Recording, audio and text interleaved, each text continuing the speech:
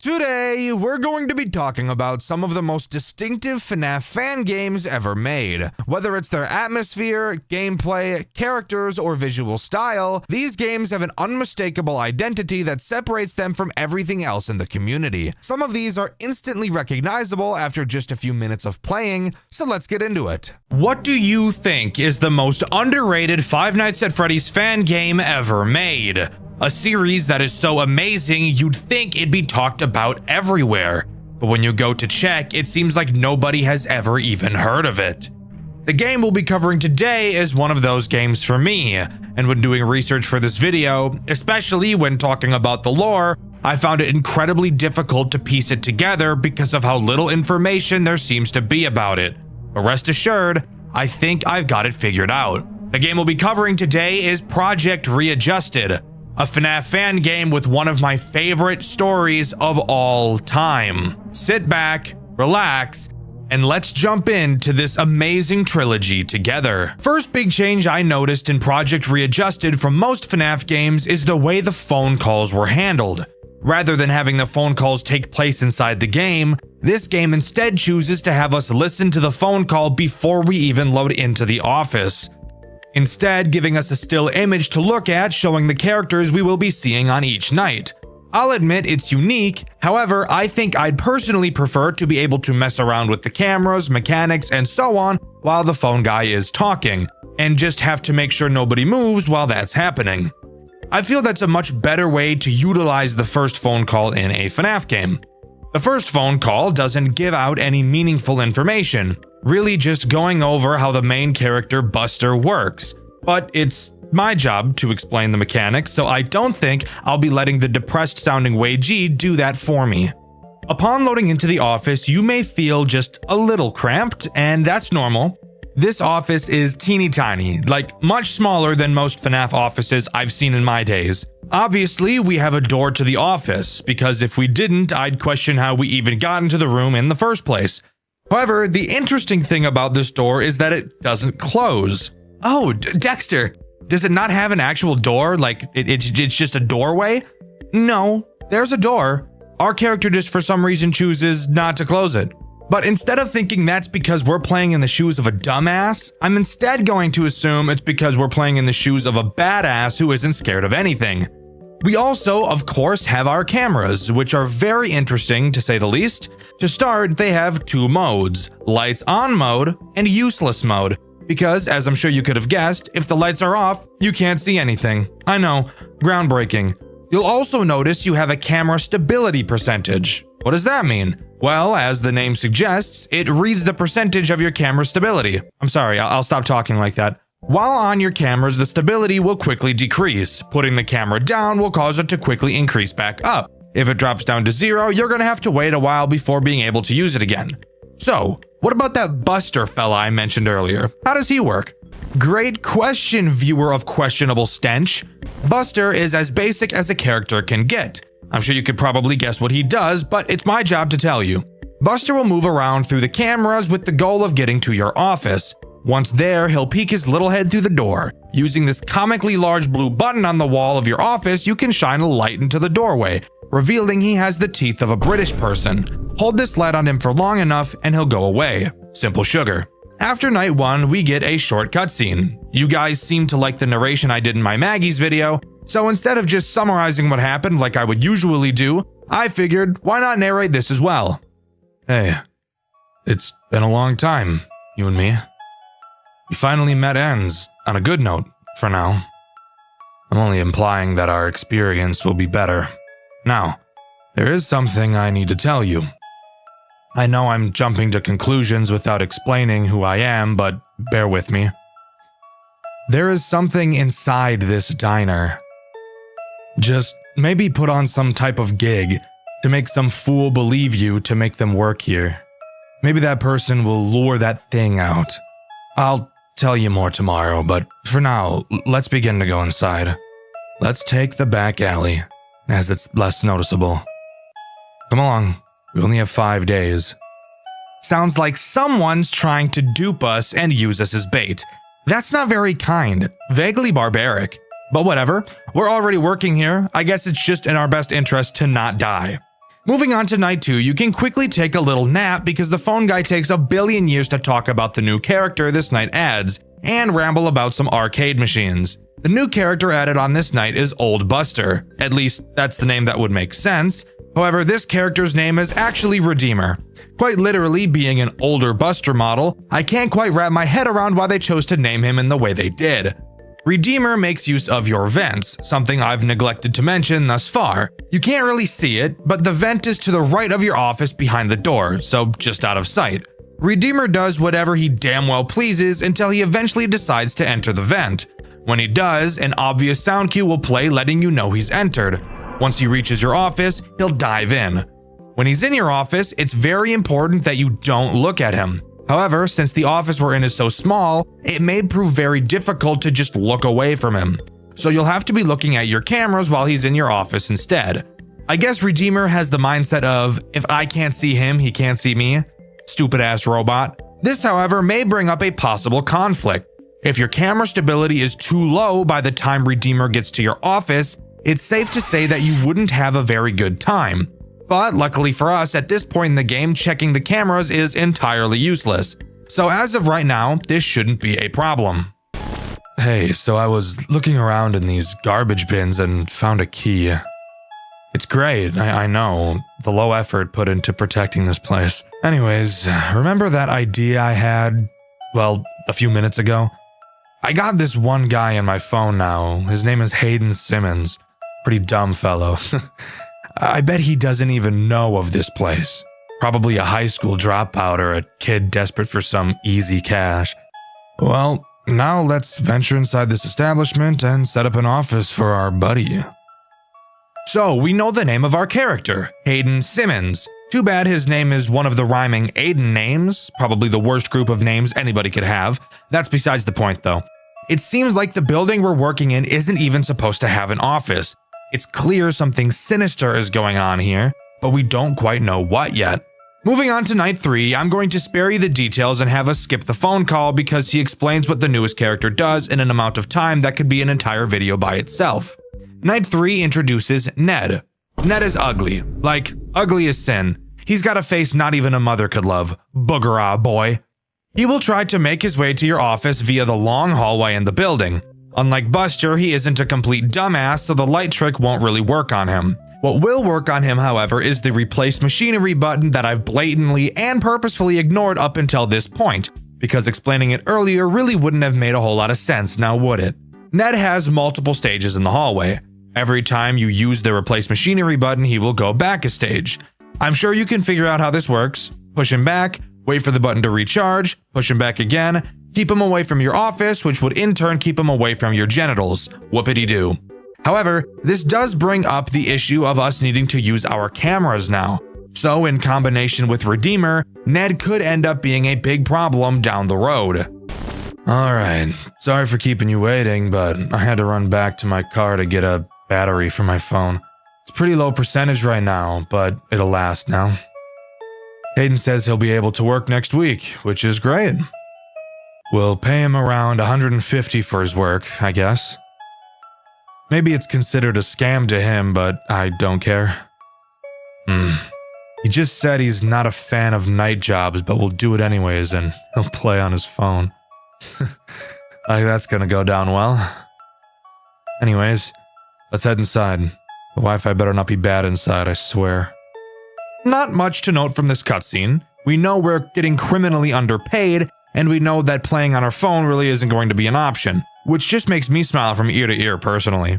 Night 4 introduces 2 new characters. However, one of them serves to be more of an annoyance than an actual threat, so we'll talk about him first. Greg is a little asshole. Really, this game's Balloon Boy. Not because he has the same mechanic, except I lied because he kinda does. His main goal is to disable your light and leave you vulnerable to Buster. He'll slowly crawl across your office. You will have to click him multiple times to make him go away. If you don't, he'll park his fat ass on the button and prevent you from using your light. You might be asking yourself, Dxtr, clicking on him? How does the game justify that making sense? Perfect question. From the way the phone guy describes it, it's just poking him. So I guess this motherfucker's just the Pillsbury Doughboy. Ticklish ass robot. The other That's so fucking stupid. The other character introduced on this night is Glancy, what I feel is this game's most frustrating character. Glancy tries to get into the back storage room and just literally fuck up everything in the entire building. Rip wires, killing your lights and your camera. So obviously something you should want to avoid. The way you do so is very easy. Remember how I mentioned the cameras had two states, on and useless? Well, turns out I lied, as the useless mode actually isn't useless. When Glancy gets into this back room, all you have to do is turn the camera lights off and he won't be able to see shit, making him decide to travel into another room by accident. I'd imagine it's an accident since he can't see, but he could have easily just gotten pissed off and left on his own accord. Which, if he can see where the exit is, you'd probably think he could see the wires, but I guess not. We're inside. Now, let's just put some of these cameras around the building and we'll be all set. Oh, never mind. There's a panel lying down on this shelf. Wait. You hear that? Well, anyways, you'll record calls just to convince him, Andrew. Just do a casual voice or whatever. Nice, these'll work. What the? Did I just hear walking? Wait, who are you? Andrew, run. He's looking for me. I'll see you around, friend. Gulp. So we know the name of our phone guy, Andrew. Sounds like whoever is heard in these cutscenes isn't Andrew then. And apparently upon entering the building, something found them.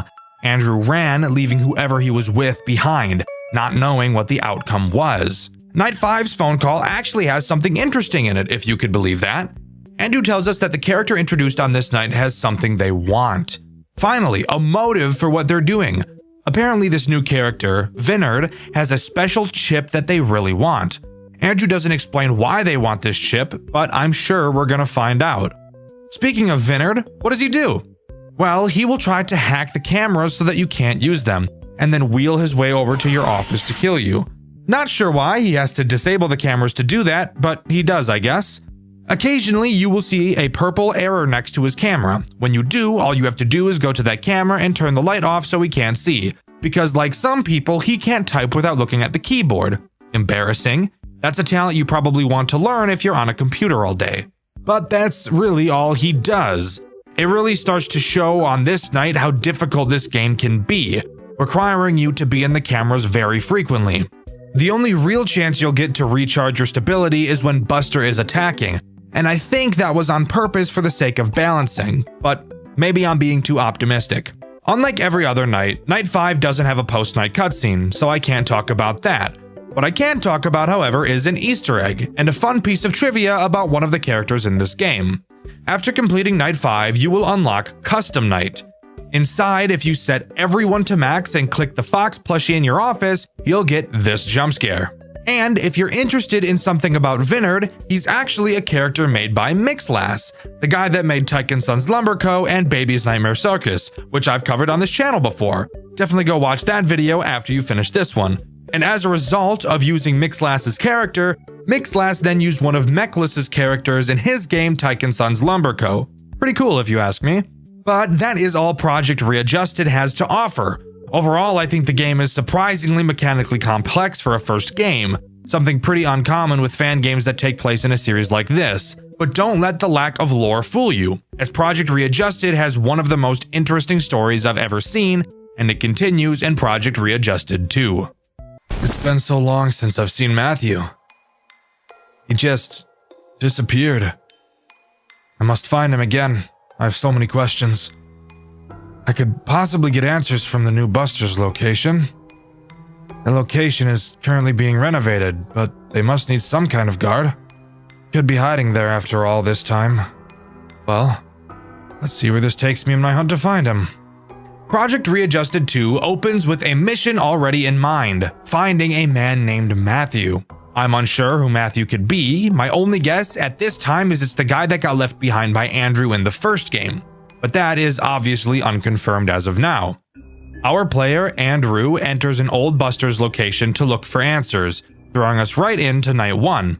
Loading into Night 1, we get a call from the phone guy who goes over the basics of what we'll be doing. He mentions that they're currently working on newer models of all the characters.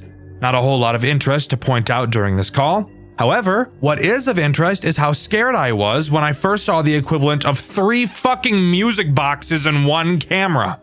But lucky us, we don't have to worry about that right now. Unlike Readjusted 1, this game doesn't have anything to stop you from staring at your cameras for as long as you'd like, which is a breath of fresh air.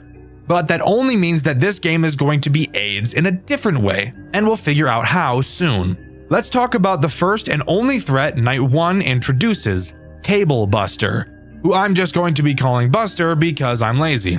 Buster makes use of a new mechanic this game introduces, the showtime tapes in Camera 1. When Buster gets to either Camera 5 or Camera 7, you will have to look at him. He will be repeating a day of the week. I don't know why he feels the need to say it out loud constantly. Phone guy explained that apparently that's what he's designed to do, walk around the building and inform people when the show is about to start. But why would he say the day of the week if that was the case? I have no idea. Once Buster says what day of the week the show is on, you will have to quickly go to Camera 1, set the sound file to the day of the week he stated, and play the audio track. This will cause him to meander back to Camera 1 and do a little jiggy. Just kidding, he doesn't dance. I just lied to you. Something isn't right. Papers are coming in about a missing person. A missing person at the old Buster's. It must have been the spy that Matthew took care of. He's on the prowl and I will end it in this place. There's no way I can fail this. His tracks are so hidden yet so predictable. I just need more clues. So, Matthew killed a guy, and not just any guy, he killed a spy. So clearly Matthew is probably a bad and dangerous man. So we should approach with caution. Not knowing anything else, we move on to Night 2.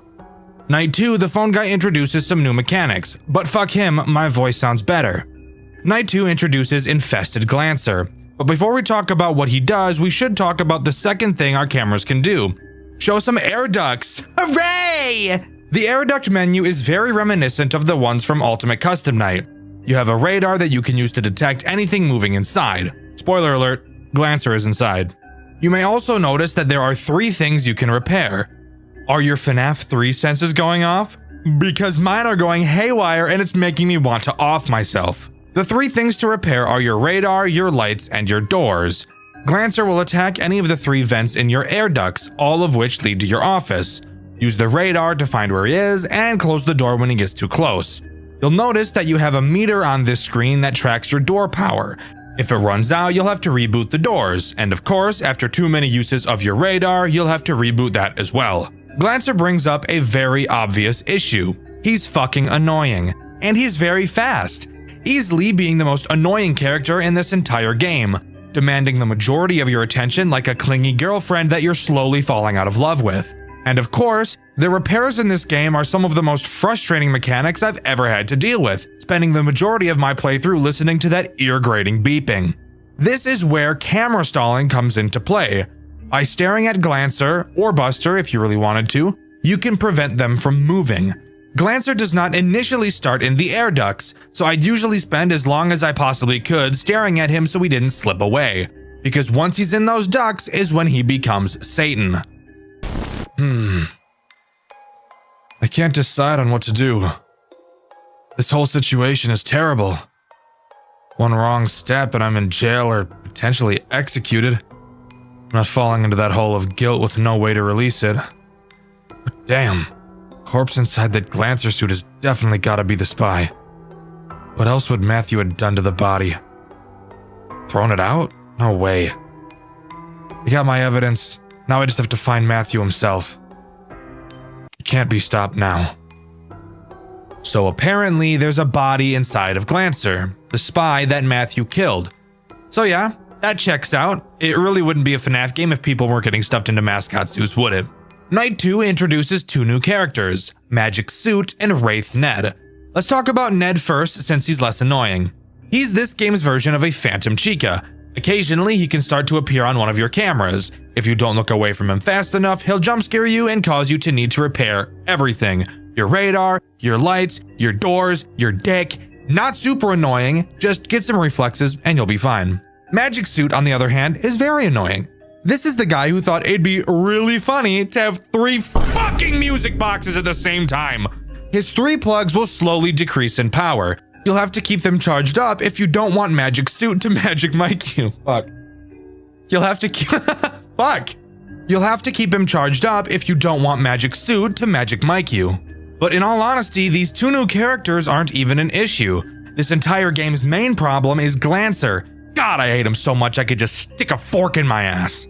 That doesn't even make any sense, but irrational anger causes irrational responses sometimes. I don't know what to tell you. What the hell was that purple thing? Is the air in this place toxic? What the hell? Can't keep working here. I must escape before I lose my mind. I don't know what I'm going to do. I have a feeling finding Matthew won't be easy.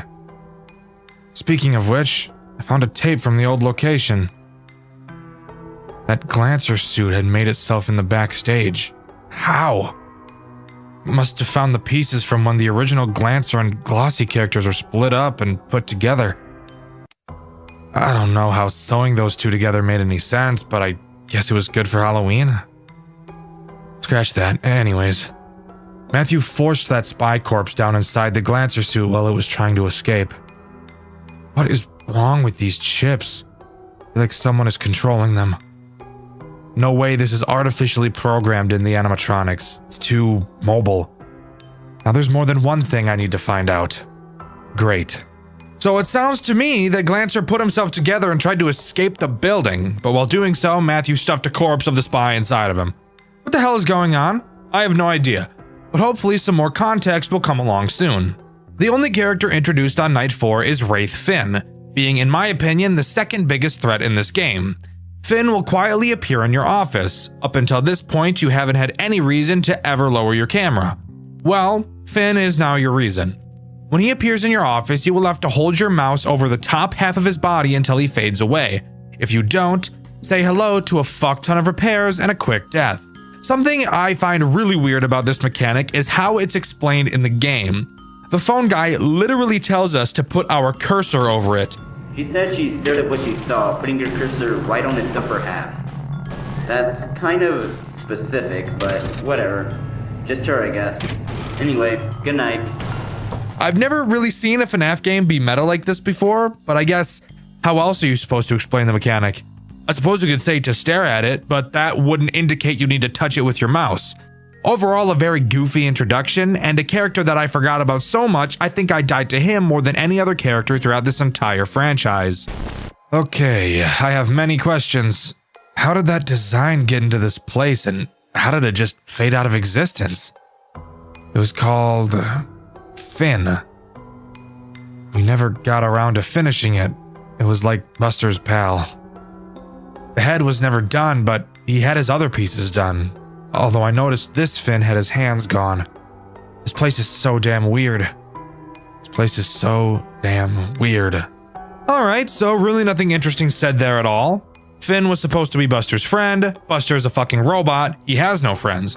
Moving on to Night 5, as it should be much more interesting and hopefully have a more interesting post-night cutscene. Night 5 introduces the last threat this game has to offer, Wraith Vinard. A character that isn't too terrible to deal with, but will really just act to take more of your needed time away from Glancy, which is obviously not something we want. Vinard only ever appears on camera 8. Occasionally, when checking that camera, you will see Vinard's silhouette with no eyes. You will have to stare at him until his eyes appear. Once they appear, you will then have to quickly look away as if you aren't the fucking reason his eyes appeared in the first place. Something super interesting to note that I haven't mentioned so far is how these wraiths have been explained by the phone guy, being the only characters he's convinced aren't real. But you might be wondering, if he doesn't think they're real, why does he mention them? That's a good point. Apparently, the guard that worked here before us left several notes about these wraiths, and the phone guy is reading her notes to us in the phone calls. Maybe as an in case, maybe just to make fun of her, who's to say? Either way, I find it interesting. Vinard? With legs? What is going on anymore? I can't take things seriously. Wait, no. I hear sirens. I still haven't found Matthew. And I got several people outside awaiting my arrival. Police cars. Someone found out. Someone told them. Matthew, you bastard. I will find you. You won't get away with this. I can't believe this is how my story ends. It's not right. I can't. Matthew was never found by any officials or Andrew. Andrew attempted to bring the situation to court, but not enough evidence was collected. Andrew was deemed guilty for the corpse inside Buster's Diner World and was sentenced to death row, his execution following a month after being assigned. This was not the outcome he had thought of. It could have been worse. This story is false. Well, goddamn! Quick recap. In this game, we play as Andrew, the phone guy from the first game.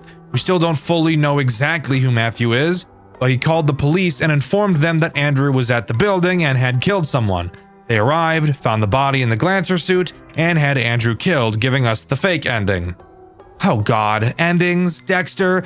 Let's quickly go over what it takes to get the true ending, please. Well, there are several minigames you will need to complete throughout the game in order to get this true ending. Let's blast through how to get them. During each night, a specific camera will have its name flickering slightly. Clicking on the name will shoot you into the minigame. On night 1, it's the main supply camera. On night 2, it's the West Hall. Night 3, it's the secondary supply entry. Night 4, it's the secondary supply entry again. And night 5, it's the power breaker. After completing all the minigames and successfully beating night 5, you'll get the true ending instead. The minigame.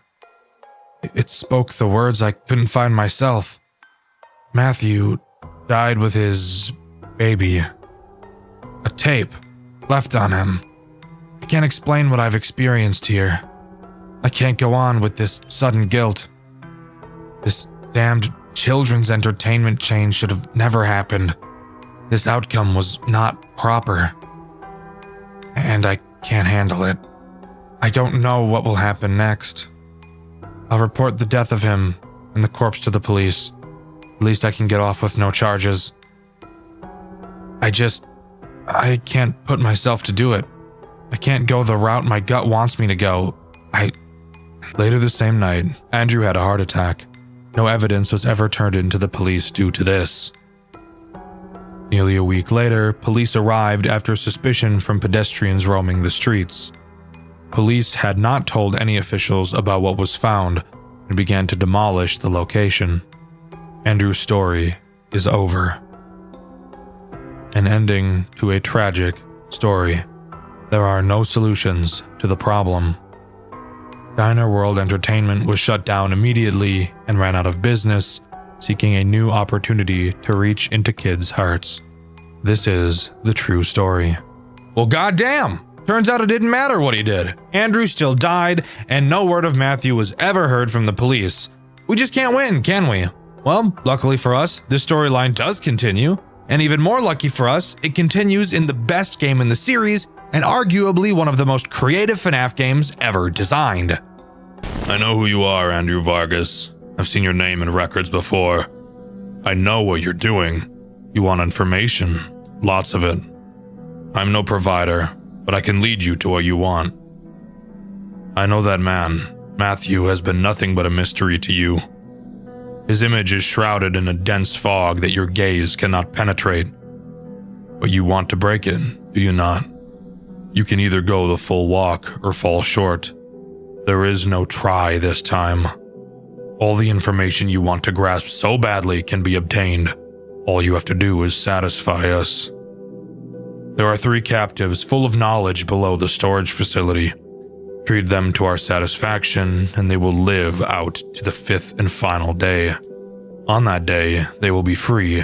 They will be able to tell you all that they know. This is what you want, right? The data you seek is waiting for you. And here we are! Project Readjusted 3, the last game in the series and undoubtedly the best.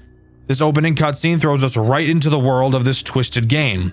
We play as Andrew. That might seem a bit confusing since Andrew died in the last game. But guess what? Apparently, both of the fucking endings weren't real. So what the fuck? I'm not joking, by the way. I'm being completely serious. Both of the endings in the second game aren't real. The true ending isn't real. Both the fake ending and the true ending both didn't fucking happen because it takes place before this one. So like what the fuck was that all about, huh? Anyways, we're not sure who was speaking to us in that cutscene, but apparently there are 3 survivors that have all the information we need to solve whatever is going on with Matthew. And with that, we're tossed into night 1. This game does progress based on objectives instead of time. But rather than a game like Pizzeria Simulator where the tasks you have to complete are mind-numbing, the task in this game actually requires a small bit of brain power, and is truly one of the most creative takes on a FNAF game I've ever seen. We're tasked with protecting these 3 captives. In the cameras, you'll be able to see 3 rooms. Each of these rooms holds one of the captives. You can keep track of their stats at the bottom of the monitor, see how much hunger, thirst, and satisfaction they're all at. Note how much supply you have. Your goal throughout this night is to send these captives shipments of food and water. Then, once they're all satisfied, the night can end. When you open the gate, food and water will slowly be dispensed. You can control which room these packages will go to. The longer you take to send a captive something, the lower their satisfaction will go. At the top of the screen, you'll see a minimum grade you need to complete the night, and which grade you're currently at. Meaning you don't have to fill each room up to its entirety to complete the night. However, I'm a fucking badass and chose to get the best grade possible on each night. In order to refill your supplies, you will have to complete a task. A set of numbers will appear in a random order and you will have to click them in that order. When you finish, your supply will be slightly filled.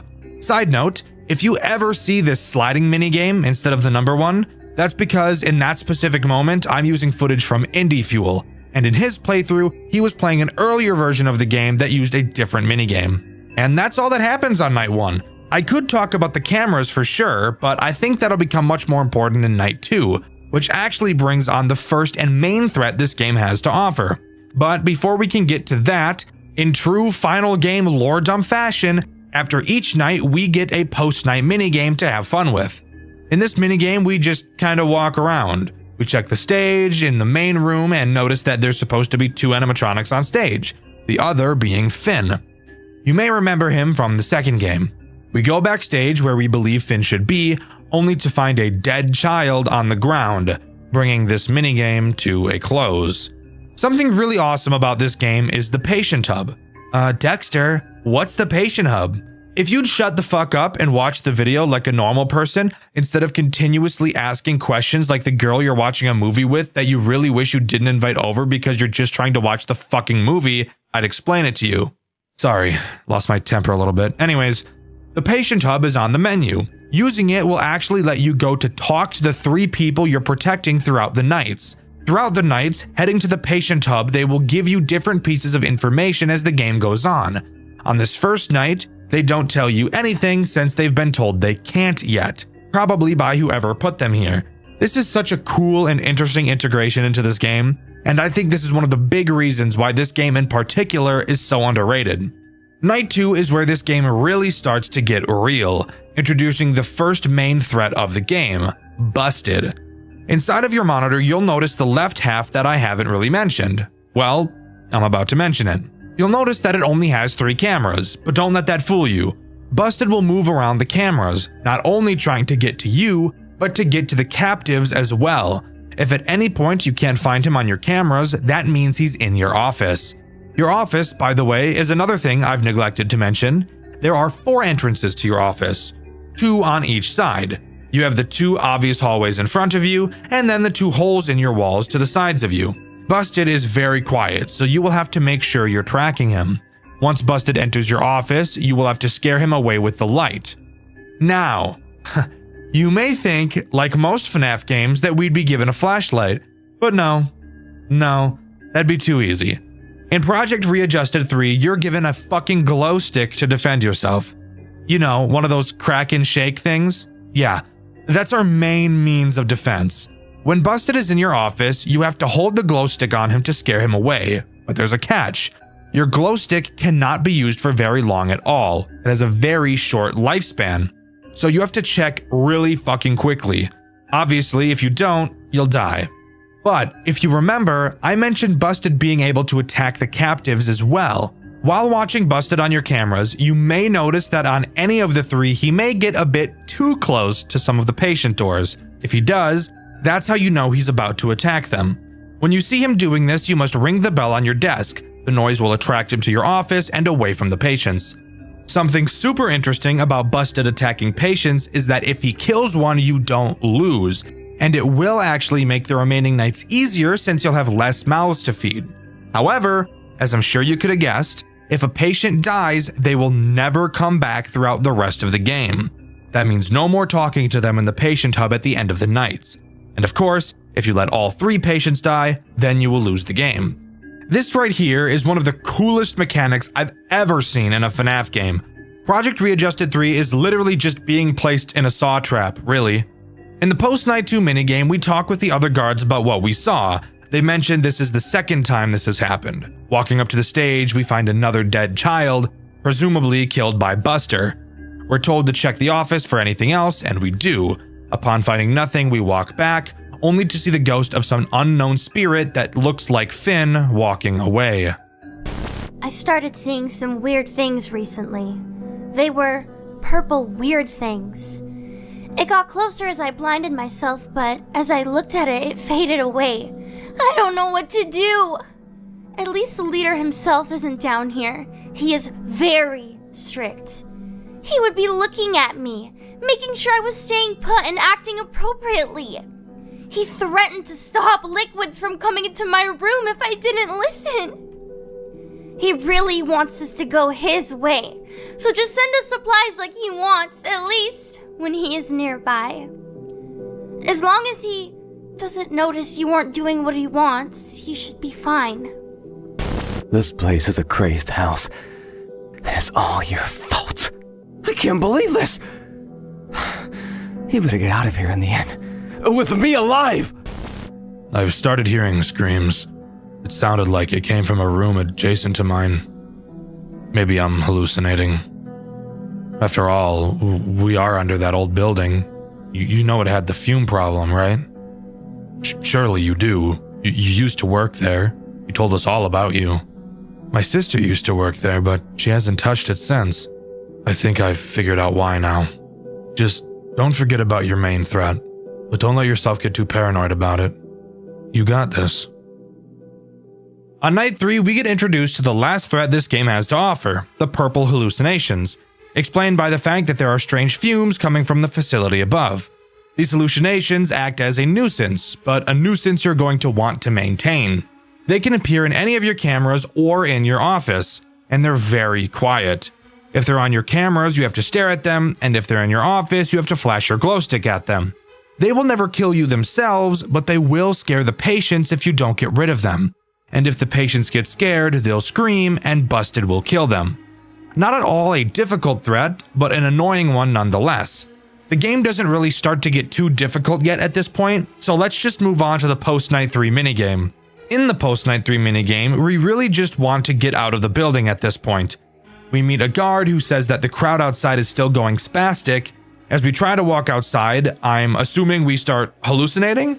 I'm not really sure because I have no idea what else I'm looking at could possibly even be. And the minigame comes to a close. I'm too paranoid. You need to just get us out of here. The creatures are multiplying. Just more staring.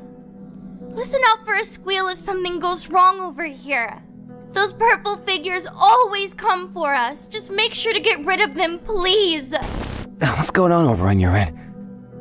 I keep hearing such strange noises. If you want something out of me, you better keep me satisfied.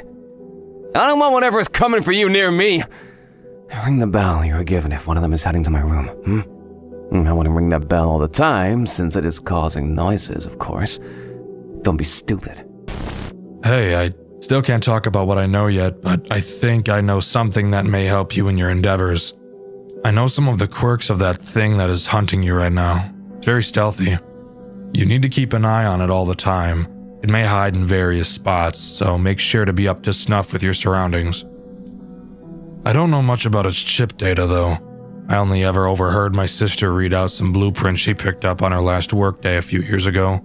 Night 4 doesn't introduce anything new, however I do want to take this time to mention a mechanic this game has that makes the entire experience way more difficult than it would normally be. Switching cameras. I know, that may sound like a mechanic that most people wouldn't even think twice about, but it's on this night that Busted can start to get pretty quick when moving around.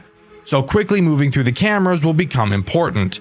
However, even though there's only 3 cameras, switching through them quickly can prove to be quite nerve-wracking. You cannot click any camera at any time. You can only move to cameras adjacent to the camera you're currently on, which means if you're on camera 1 and want to get to camera 3, you will first have to click on camera 2. Typically, this wouldn't be an issue, but you have to wait for a static animation to play each time you switch a camera before you can switch it again. Sure, the animation itself isn't very long, but when you have to switch as much as you do, that time will quickly add up. Overall, this is more of a nitpick than anything, but it is something I noticed during my playthrough, which you can see on my second channel, Dxtr Black. The Post-Night 4 minigame is a little bit weird. We play as the ghost we saw at the end of the Post-Night 2 minigame. We walk around the building, talking to children and guards, hearing messages like, "I blame you," and "How can we punish you?" Eventually, we find the body of another child. We say that we can restore it, and upon coming into contact, we get the message, "You must kill them for me." Just one more to go. Once you left last night, I heard a strange tumbling noise outside. It was metallic and heavy. I don't know what it was, but it may be coming for you this time. Nothing rings a bell, but every time I heard some alarm, it would scamper. I don't think whatever it was likes noise. You have something to play noise? Yes. Please use that to keep yourself safe, but only if it sounds like it's coming close. Using noise at the wrong time may cost you. You better get me out of here ASAP! I'm done playing these games. If it weren't for that guy holding a pistol to my hand for telling you my information early, I would have been long gone. Get it together! I'm tired of talking to you. To get on with it! I heard some ruckus outside, friend. I recognized the weird noise pattern from the debugging process from upstairs. Someone was altering the mascot's code. I know this just because of my sister's curiosity. She brought back some pink robot from her workplace to show me how messed up her work environment was. That thing was tossed in the end. It couldn't move regardless, but the same debugging process intro pattern she used was similar to the one I heard upstairs last night. I can only assume that the 2 systems are related, most likely by the same manufacturer. All I know is that those old models never liked being looked at after some wear and tear. We flashed a light on the pink thing and it sparked a little. It was a very strange find indeed. Well, I hope you can use this information to your advantage tonight. Let's hope we can see the sun once more. Night 5 introduces one final threat. I know guys, I've been lying constantly throughout this video, but I prefer to call it keeping you on your toes. The final threat introduced is Subject Model 3A, being another annoying character. He will wander around your cameras and you just have to make sure you're not looking at him. If you look at him for too long, I'm assuming you can guess what happens to you. Major bun pounding, salad tossing, you get it. Don't look at him. Overall, he really doesn't add anything new to the mix, really just making it more annoying to keep track of Busted. But if you can complete it, we'll move on to the final minigame. In this final minigame, we play as a child, walking around the restaurant following what appears to be the ghost of a child. We follow them into the back room where the first kid was killed and speak to one of the animatronics. They apologize for what they did to us, probably in reference to killing us.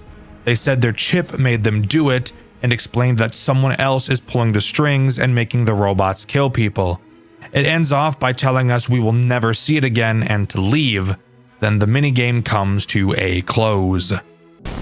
Andrew Vargas, it seems you have found your way. We cannot say we are surprised at your feat, especially considering your perseverance was quite equal to your past endeavors. You found your sources, exactly what you wanted. Though, did you ever think to look for more data you could use towards your search? The patients you have saved do not hold all of the information, but just enough for you to draw a plausible conclusion. Regardless of your intentions with the data you hold, your time here is over. You have what you came for, but do you feel empty with what you hold? That is a question that will be left in the air for you to grasp. For now, you may take your prized patients outside of this facility with you until you find your true desire and recollection We thank you for playing our game. I can't believe it! You did it? I'm free from this place? Oh, I must tell you what I know. Well, okay, I was a producer for one of the most popular animatronic performer shows a few years back.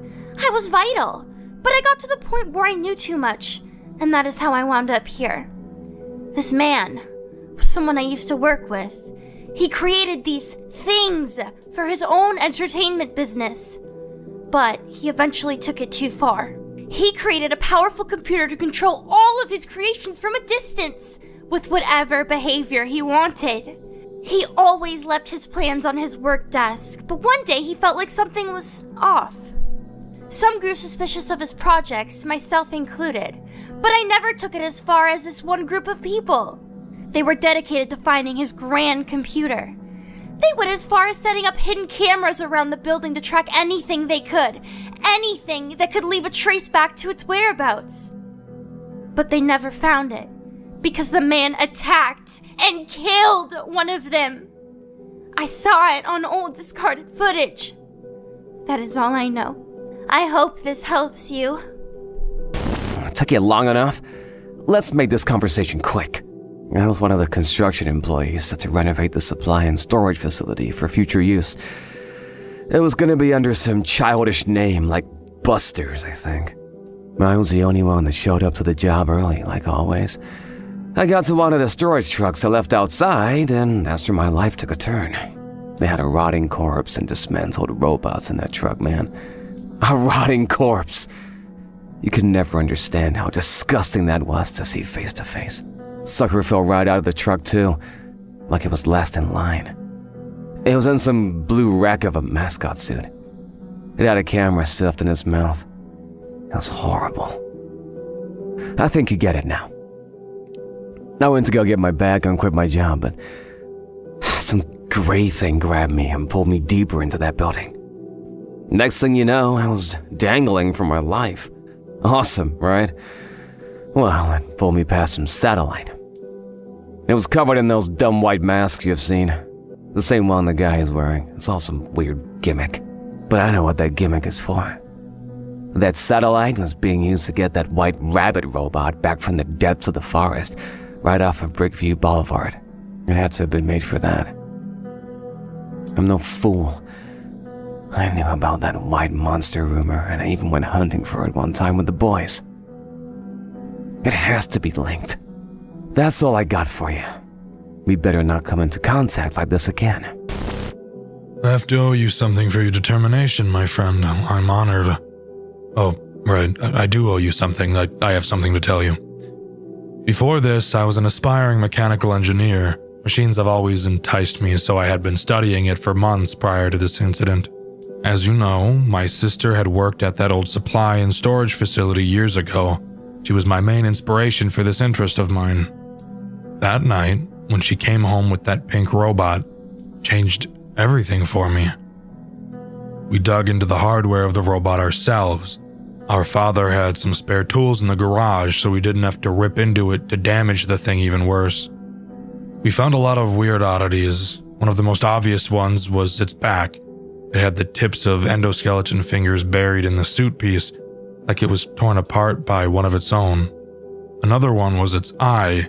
We found a serial number printed in a fine black font face in the back of the eyelids, but it only routed to a 404 page on our home computer. Lastly, it had a code written on the inside of each of the suit parts. It read Model Pound 3C. I don't know the significance of the C. Maybe it was part of a trio, unless there are models with parts 3D or more. We extracted the chip from the robot, though. It was in a very rough condition, but it was somewhat intact. It even had a USB slot in it, which was extremely new at the time. We plugged the cord into our home computer, but it pulled up a ton of strange prompts. We clicked through all of them and found a folder with many text files inside of it. A lot of it was just a garbled mess, but some had what seemed to be addresses. They were impossible for us to decipher fully. Was this animatronic generation holding locations? That's the strange part. What's even more strange is that it had a file named task.txt amongst all the other distorted file names. We opened it, but for some reason the USB had ejected itself. We tried plugging it back into the computer, but it wouldn't pick it up again. All I was able to see before it disconnected was something along the lines of, he must see what I have done, and maybe he will realize he should have stayed by my side and know what I'm doing. That's all that I know, friend. See you on the other side. Project Readjusted's story doesn't throw the answers at you. It gives you pieces, conversations, job descriptions, weird one-liners, and you're meant to piece together what was really happening behind the walls of Buster's Diner World. But once you line everything up, the picture is pretty clear. Two employees start a project they don't fully understand. It gets out of control, and one of them ends up paying the price for it. It all starts after Buster's shuts down. The public thinks the place is done, the animatronics are boxed up, and everyone has moved on. But Diner World Entertainment hasn't. They're still in the building, still tinkering, and still trying to push something forward. Something they only ever call the project. And at the center of it are two people, Andrew Vargas and his co-worker, Matthew. The two are exploring the closed building long after hours, checking the animatronics, looking through old hardware, and trying to locate something hidden deep inside the cast. Something the company wants extremely badly. A special chip connected to a hostile presence in the animatronics. They can't pull it out safely, they can't study it while it's roaming, and they can't risk handling it directly. So their entire plan is built around one thing: lure the entity into range, pull the chip, replace it, and get out. But they can't do it themselves.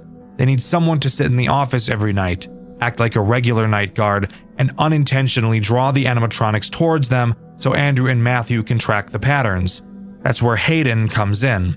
On paper, Hayden is just watching the cameras for 6 short nights. In reality, he's bait. Everything he sees, Buster, Glancer, Redeemer, all of it is part of a larger plan to drag this thing out. And for the most part, the plan works. The animatronics are active, the patterns are recorded, the project moves into its second stage. But then something happens that completely derails Matthew. Someone else breaks into the building. A man who isn't supposed to be there. Someone snooping around who gets far too close to whatever Andrew and Matthew are doing. The fandom calls him the spy, and Matthew panics.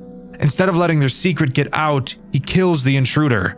Not an accident, a choice. And it's the moment everything changes.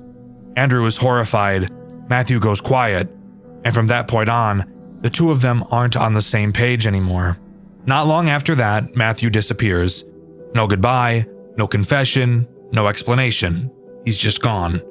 And Andrew is left with two things: a project he no longer trusts, and a friend who might have destroyed himself trying to finish it. When Project Readjusted 2 begins, we're not playing as Hayden anymore. We're someone closer to the company, a technician finishing their final assignment for Diner World Entertainment. This job isn't about survival, it's about data. Watching animatronic behavior, tracking motion patterns, feeding information back into whatever the project is turning into. And in the background of all of this, someone, heavily implied to be Andrew, keeps repeating the same thoughts. He's been gone for so long. I need answers. Where did he go? The entire game feels like Andrew trying to keep the company satisfied while quietly searching for any clue about Matthew's disappearance. Meanwhile, the animatronics are no longer just mascots. They're infested, corrupted, wired shut, and torn open. The prototypes that were experimented on long after Buster's closed.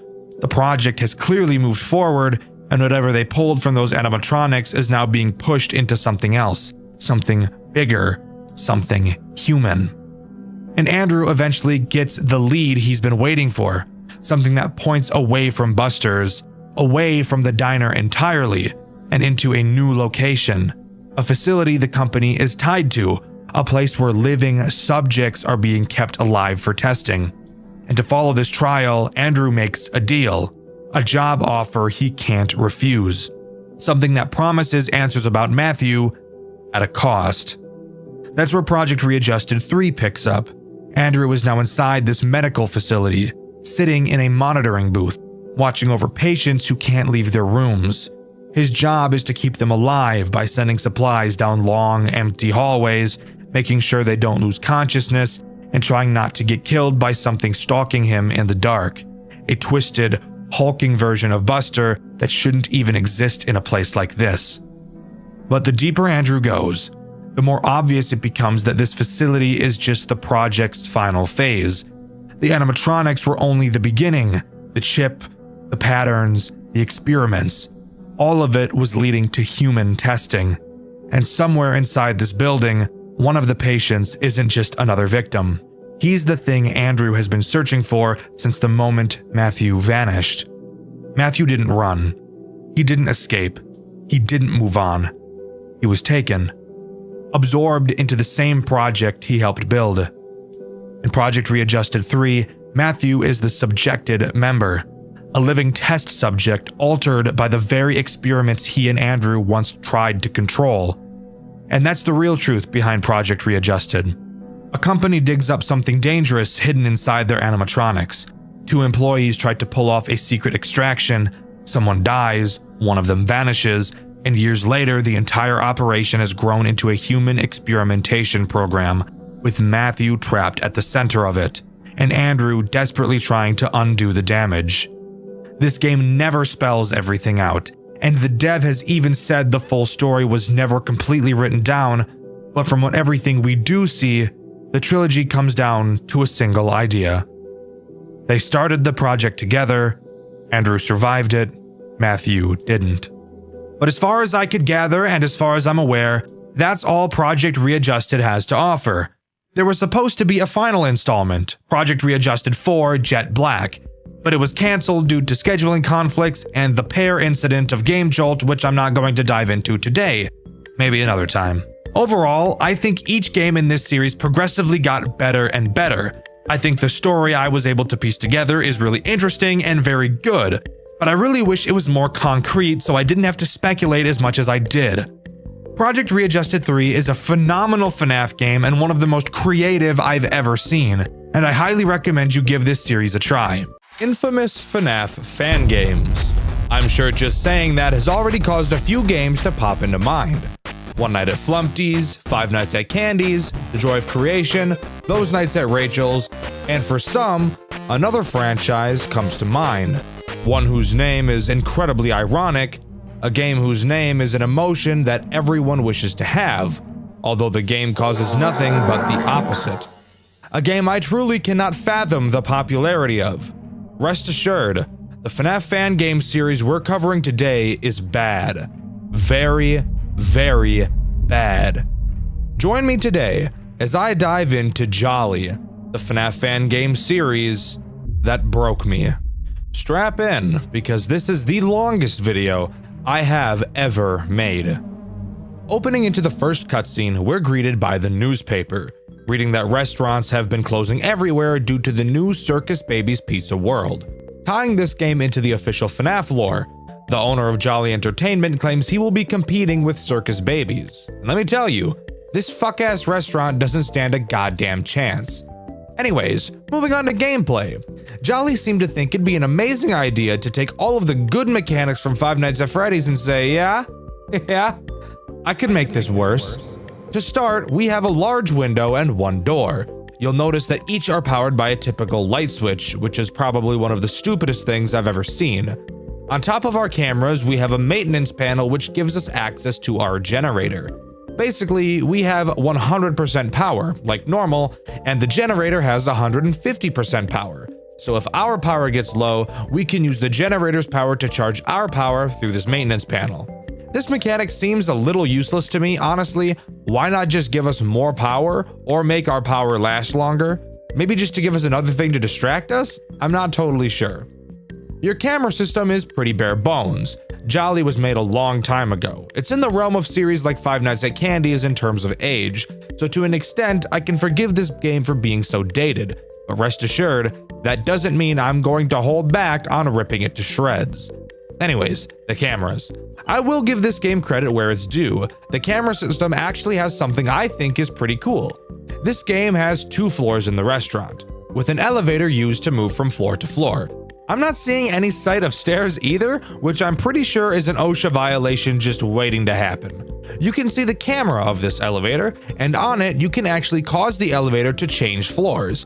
Meaning that, if an animatronic rides the elevator up to your floor, you can quickly send the elevator back down, causing them to need to use another movement opportunity to move it back up. But don't get too excited about this mechanic, as it is completely obsolete when I start talking about how stupidly fucking hard this game is for no reason whatsoever. So let's talk about Night 1, which starts off strong by introducing two characters, Tweety and George. Tweety uses the elevator to get to your office. If you watch my full playthrough on my second channel, Dxtr Black, you'll be able to see me get plenty of enjoyment sending her stupid ass back downstairs every time she tried to come up to my floor. Oh, she didn't like that. She didn't like that I switched the elevator at all. Once she arrives at your office, you'll be able to see her in your window. Now pause. I want you to take a long look at this office. Notice how the window is literally nowhere near the fucking door? Yeah? So let me ask you, if you saw an animatronic in this window, would you ever, in a million years, think you need to close the door right when you see them? No? Well, you see, that's exactly what I thought too. But guess what, retard? You're completely wrong. For some reason, God knows why, the developer decided that this window was going to act like the windows from Five Nights at Freddy's 1, except neglecting the fact that the only reason the windows from FNAF 1 worked was because the window was directly next to the door, so it felt like there was no time before the character would arrive in your office. This game, that doesn't work, because you've placed the door a whole fucking football field in distance away from the window, so I'd have zero reason to think the animatronic currently staring at me would blow up my butthole like a Nachos Bel Grande. This is dumb, this is bad, really fucking bad.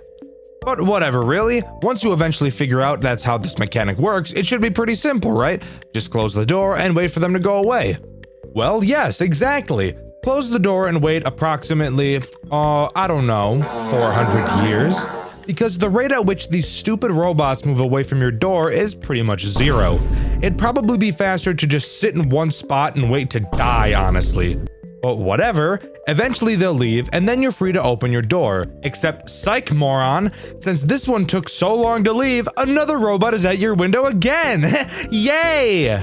And who's at your window? Well, probably George. George? How'd you get here? George moves through your camera vents. You'll notice on the vent cams that you'll be able to seal the vent to prevent the animatronics from moving through them. But those probably don't work as you'd expect them to. Let's migrate for a second and talk about Five Nights at Freddy's 3. In that game, when Springtrap enters your vent, you can seal it off, which in that instance, Springtrap's neurons start firing and send a message to the body saying, hey, let's get out of this vent. Clearly, we're unable to continue moving forward. Not in Jolly. There are no neurons to fire in these robots' heads. In their mind, they're just thinking, vent was open minute ago. Why no vent open now? I wait until vent open again, then I continue move.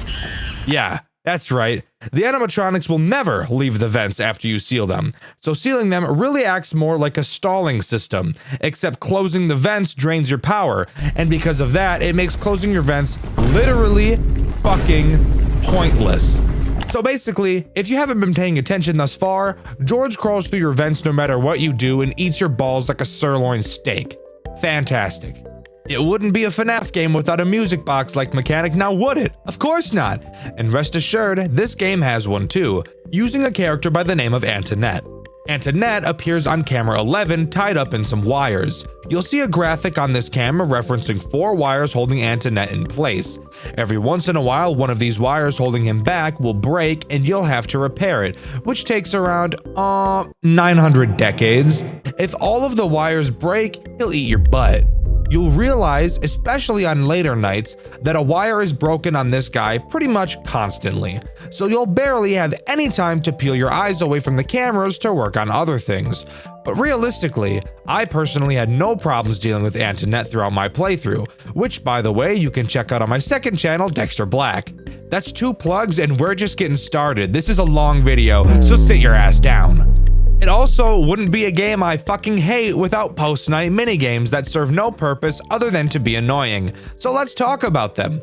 The post-night 1 minigame has you play as Jolly. All you have to do is walk into parts and service where you watch Antoinette go on an elevator and the minigame ends. That's it.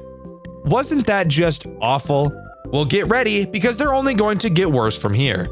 Night 2. What new ass does this bring out? Well, do you remember George? The guy I talked about like 2 minutes ago? Well, Night 2 brings on Maxie. Why did I bring up George? Well, because Maxie is literally just George. She moves into the vent, then to your window. The only difference? Maxie is more aggressive than George is. And George is already pretty damn aggressive, so hearing that was amazing news for me.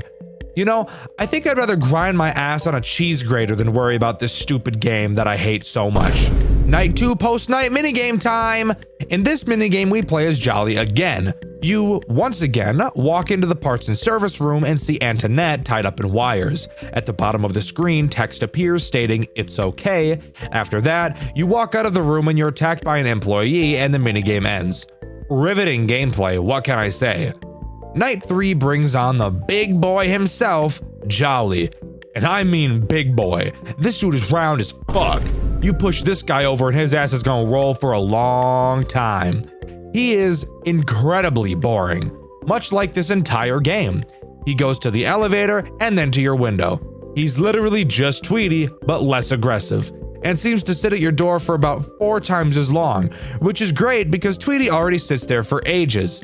Something interesting about Jolly though, if you don't close the door in time, instead of killing you, he'll stand in your doorway looking at you, blocking you from closing the door using his astronomically sized belly. This motherfucker uses the asteroid belt to keep his pants up. Fat piece of shit robot. Night 3's post-night minigame. Is it fun? No. In this one, you play as Jolly. Surprise, surprise. A bunch of kids are standing around, so we quickly vacate the area because the only thing that scares me more than women are children.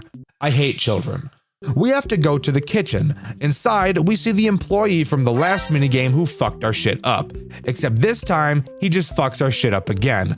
Aren't you getting so much lore and useful information from these minigames? What? You're not? Well, I can't say I'm surprised because these minigames are more useless than a white crayon. Nights 4 and 5 literally add nothing new to the central gameplay loop, so let's just talk about their post-night minigames. Night 4's minigame has you play as Tweety. Just kidding, you play as Jolly. You once again have to go to the kitchen. This time, the employee is preparing a meal. Once you move to the party room where you started, you get your shit rocked by the employee. Why? I have no idea. I guess this guy just hates us. Why he doesn't just destroy us is beyond me if we're causing him this much grief. Night 5's post-night minigame is actually a bit different. We play in the perspective of Jolly, seemingly dismantled in the kitchen. After looking around and being useless for a bit, text appears at the top of the screen that states, "Look at what you've done." And the minigame comes to an end. Something different, finally. Took long enough. But what does this tell us? Well, a whole lot of nothing, really. There's clearly a story being told somewhere here, but I can't for the life of me figure out what it is quite yet. Night 6 is nothing new, just hard as fuck. Really, the strategy in this game boils down to flash the light, wait, flash the light, wait, fix Antoinette when needed, and close the door when needed. Incredibly boring, not fun, a lot of RNG required because all the characters decide they want to forget how to walk once they reach our fucking window. But that's really all Jolly 1 has to offer. This game is incredibly fucking hard. I really didn't spend a lot of time talking about how difficult it is, but dear God, it is really unenjoyable to play. You can see my full playthrough over on my second channel, Dxtr Black. But now, let's move from a game that's way too hard to a game that's way too easy. Jolly 2. That's right, baby. Everybody give cheers for video game balancing. Hip hip. Fuck! Jolly 2 takes place on a cargo ship, where the animatronics are being moved to a different location. For some reason, we're also here, guarding the cargo. From what? Pirates? I have no fucking idea. This is such an odd plot point. I actually think it's kinda cool. Too bad the rest of the game is a snooze fest though. Let's talk about it. Night 1 introduces classic George and Bonnie. That's right, For some reason, this game is mixing in its own characters with the official FNAF characters. It's like a fan fiction, but in game form. And awful. Both in your cameras and on your left and right doors, you'll find a shock button. This button can be used to shock the animatronics. Can you believe it? When you shock an animatronic, it will cause them to go into a system reboot. Who really cares what it does? It makes them piss off, so use it when it makes sense. One extra thing to note is that the shock on the cameras is less effective than the ones at your doors, so the camera shock is really used to stall animatronics from reaching your doors, since the shocks on your doors have a very long cooldown time. Want to hear something really cool? Well, the cooldown wasn't enough to keep this game interesting.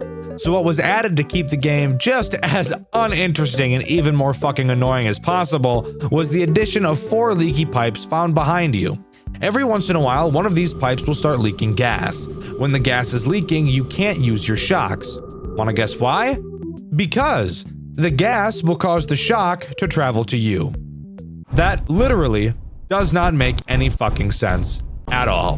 While yes, gas can conduct electricity, given the wide space of moving electrons, the power that travels through the gas would be nowhere near powerful enough to cause any meaningful harm to us. But screw it. Whatever, sure. Let's imagine that does make sense. When one of these pipes is leaking, all you have to do is turn around and click it. That's it. Jesus Christ, you might as well have just not even bothered adding this mechanic because it can be solved in 2 seconds. Did not make this game more interesting at all. Anyways, the animatronics, how about those guys? Oh yeah, George and Bonnie. George moves around the cameras, meanders into your vents, which thankfully this time don't have a useless ceiling mechanic, and then reaches your left door. When he's there, shock that bitch. Easy. Bonnie is much the same, except he attacks your right door instead.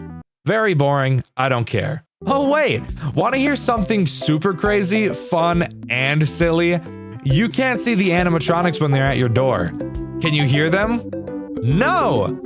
What you have to do is constantly be watching the cameras, which is something I actually think this game does really well. It forces you to watch the cameras without a stupid fucking music box mechanic. Characters never move backwards in Jolly 2, so if a character is at a corner door camera one moment and then the next they're not, that means they're at your door and you need to shock them.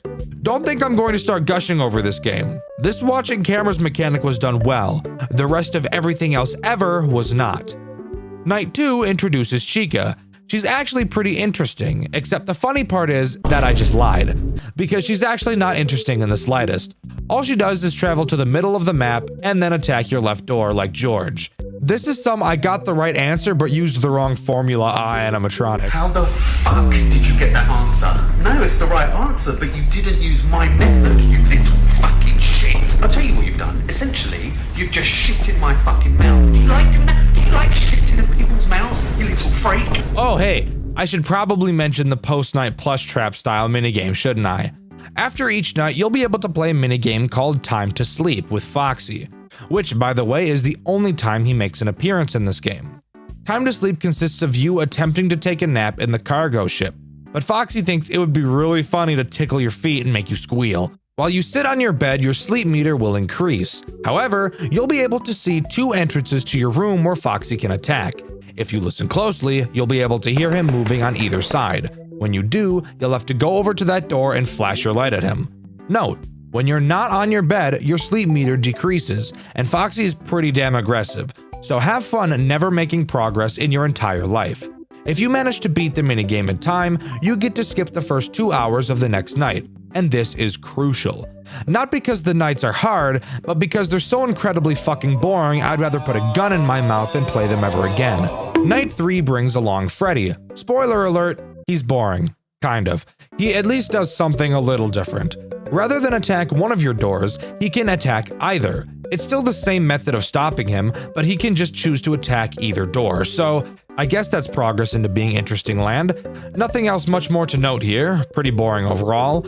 I will say it's on this night that using your camera shock to stall the characters starts to become useful, so I guess that's something. Night 4 introduces the man, the myth, the literal wrecking ball of a robot, classic Jolly. Brother, this guy stinks! Jolly does something crazy that actually makes this game pretty fun. Psych! Moron, I fucking lied. All he does is attack your right door exactly like every other animatronic does. Somehow, the main character of the game is less interesting than one of the others, which is just crazy to me that you could even make that happen. Nights 5 and 6 are just harder versions of Night 4, with nothing changing. Oh, and also, they're still not very hard at all, so that's cool. Well, I guess all that's left to talk about are the post-night minigames. Dexter, haven't you already talked about Time to Sleep?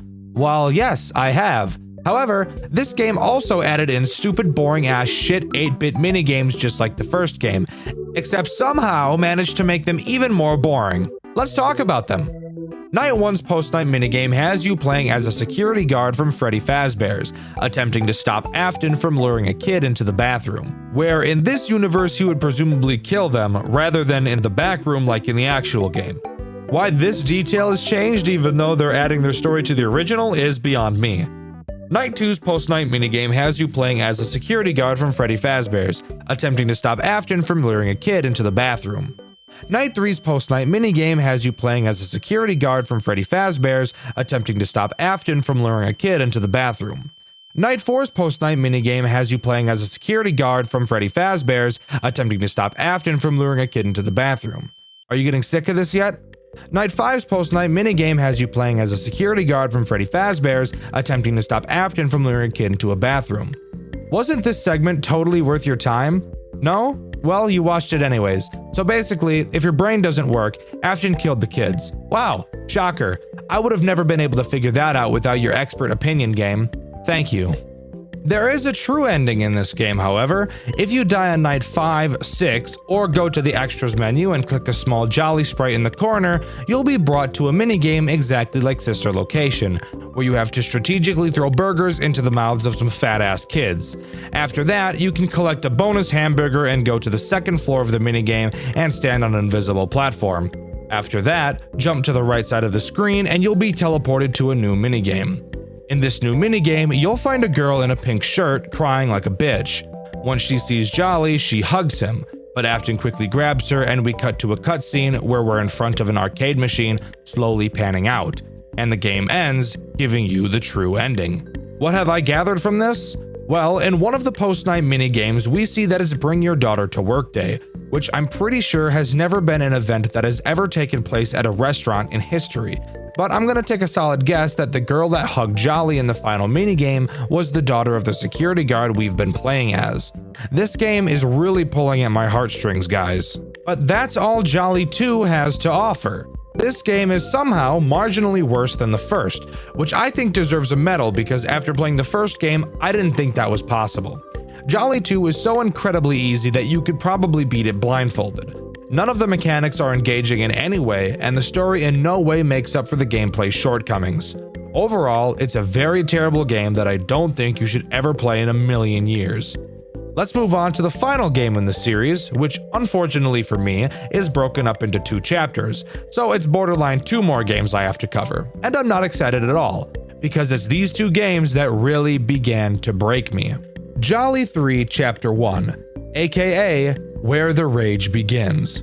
How do I even begin? Well, I suppose I should start at the beginning. That would probably make the most sense. The game begins with a cutscene of a car driving to a factory and our player running inside. With a zoom in on a broken Jolly animatronic, his eyes light up, letting us know he's ready to open up a can of whoop ass on us. In this game, our goal is to go into an abandoned Jolly factory and grab some artifacts, which makes it sound like this is about to be like Indiana Jones. However, while those movies are great, this game is not. Loading into this game's control room, which acts as the office, I'm immediately greeted to the shitty fucking smell of Five Nights at Freddy's Sister Location. What do I mean by that? Well, open your eyes and take a look at this office. Does this not look at all slightly familiar to you? If it doesn't, then you're stupid or have never seen Sister Location before, because this office is pretty much identical to the control room from Sister Location, with 2 large windows on each side of us that can be lit up via a light button and an exit directly in front of us. In Sister Location, it was a vent. In this game, it's a giant door. Flashing our lights, on the left we can see Tweety, and on the right we can see either Maxie or George. I'm pretty sure this is Maxie, since I'm pretty sure the animatronic that sits next to Jolly on the cameras is George, but it could be the other way around. Also in the office is a big lever. Pulling it will release gas from the pipes on the ceiling. That gas fries animatronics. Oh boy, can you take a guess where this is going? That's right, this game is about to mix elements of Sister Location, which is terrible, and the stand in your office mechanic from Five Nights at Freddy's 2, which is also pretty terrible. We're already set up for a great time. But I can't go any further without complaining about one of the worst things to ever come out of any game, literally ever, designed by anyone: the Click Team mouse. More specifically, the Sister Location Click Team mouse. If you've ever played Sister Location, you'll know exactly what I'm talking about. But if you've only ever seen people play this game and Sister Location, let me fill you in on the horrible experience that it is.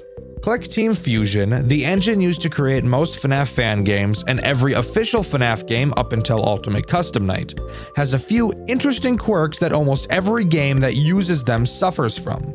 The main problem is in games like Five Nights at Freddy's games that try to fake a 3D effect by having you look back and forth. A lot of the time, especially in Sister Location, you'll be able to see weird distortions on the side of the screen, making the entire game look like it's shaped like a fucking cylinder. And because of this, the mouse has a pretty significant and horrendous issue.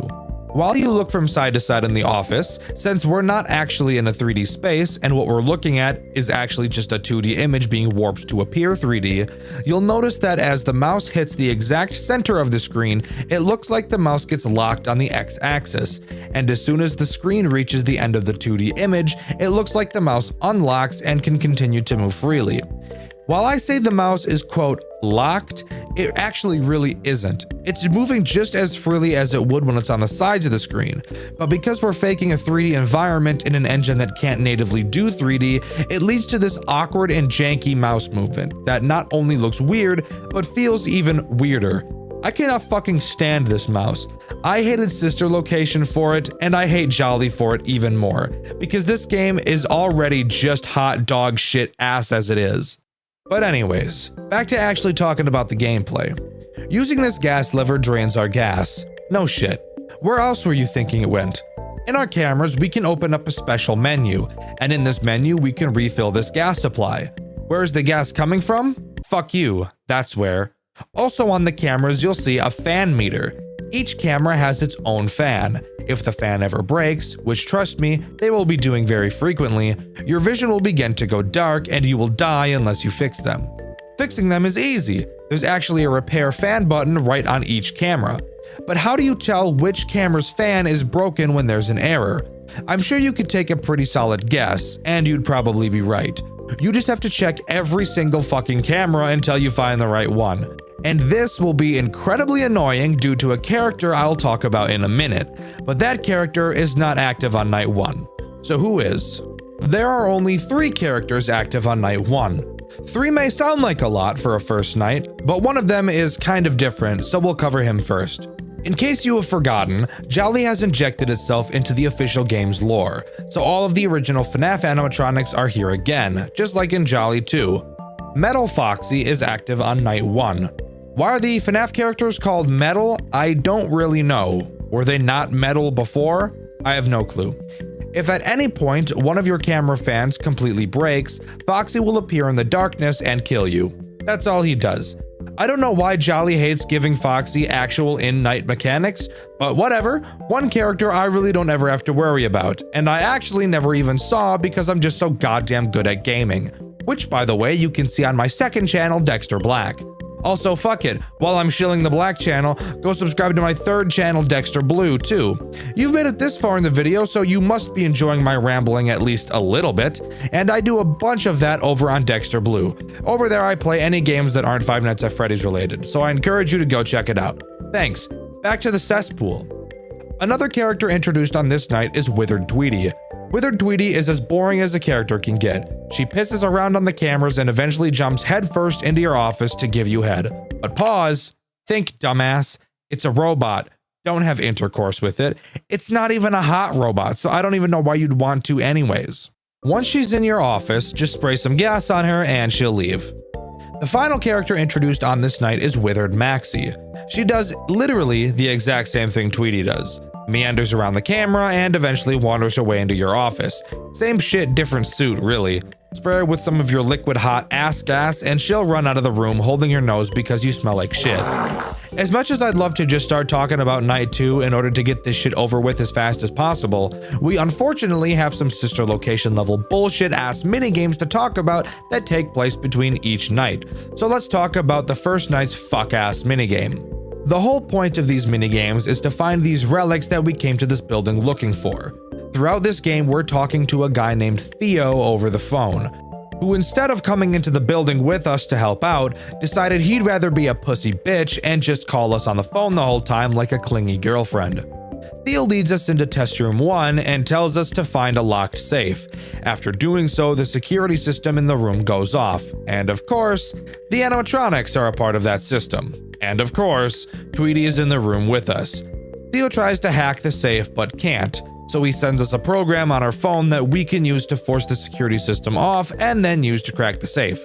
And for some reason, this program has us play some fuck-ass minigame instead of actually being useful. The goal of this game is to pulse electricity from one door to another, and guide that electricity by using arrows. Every time you click on a square, it creates an arrow, and subsequent clicks turn that arrow 90 degrees. You get it, the idea is simple. So why am I complaining? Well, you see these 20 dots on the left side of your screen? Yeah? You have to do this fuck-ass shit 20 goddamn times. And what makes this take even longer than it already would take? Tweety.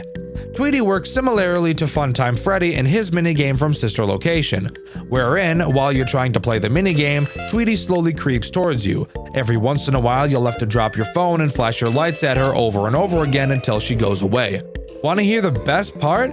She's voice acted, just like Sister Location, and she only has about 3 fucking lines.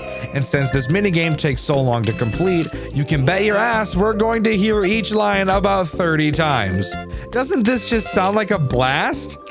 But after you complete all 20 randomly generated puzzles, the security system shuts off and we're free to continue on to night 2. However, before I begin talking about this night, I want to make something clear about the metal animatronics. I do not know exactly what nights they will be introduced for certain. The wiki doesn't inform me, and I don't feel like surfing through hours of Jolly footage just to figure it out. I'll take a guess on the metal animatronics, but keep in mind it might be wrong. The non-official FNAF characters, I do know. Just thought I'd put that out there before we continue. Just kidding! There's still a shitty post-night 8-bit minigame to talk about first. Don't you just hate being alive? In this minigame, we play as a guy named Eric who just got a job at the Jolly restaurant. We're shown around by our boss and told specifically not to go in this room. Afterwards, we go right into that room and get threatened by our boss on the first day. Wonderful. Oh, also, if you walk out of bounds, you can find Antoinette just kind of fucked everywhere on the walls. Anyways, now we can talk about Night 2. Night 2 introduces 2 new characters, George and Metal Chica. Let's get George out of the way because he's the most boring. Can you guess how he works? If you said exactly the same as Tweety and Maxie but with a different movement pattern, then you'd be correct. Moves around the cameras, enters your office, spray him with gas, and he pisses off.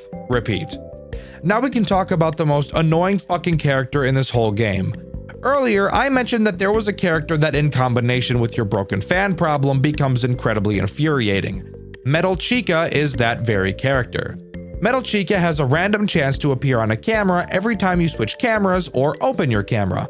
She's basically the same as Phantom Balloon Boy from Five Nights at Freddy's 3, except with one key annoying difference. When you see Phantom Balloon Boy in Five Nights at Freddy's 3, all you have to do is either close your camera or switch cameras to avoid his attack. Nope, not Metal Chica, she sucks more than your mom.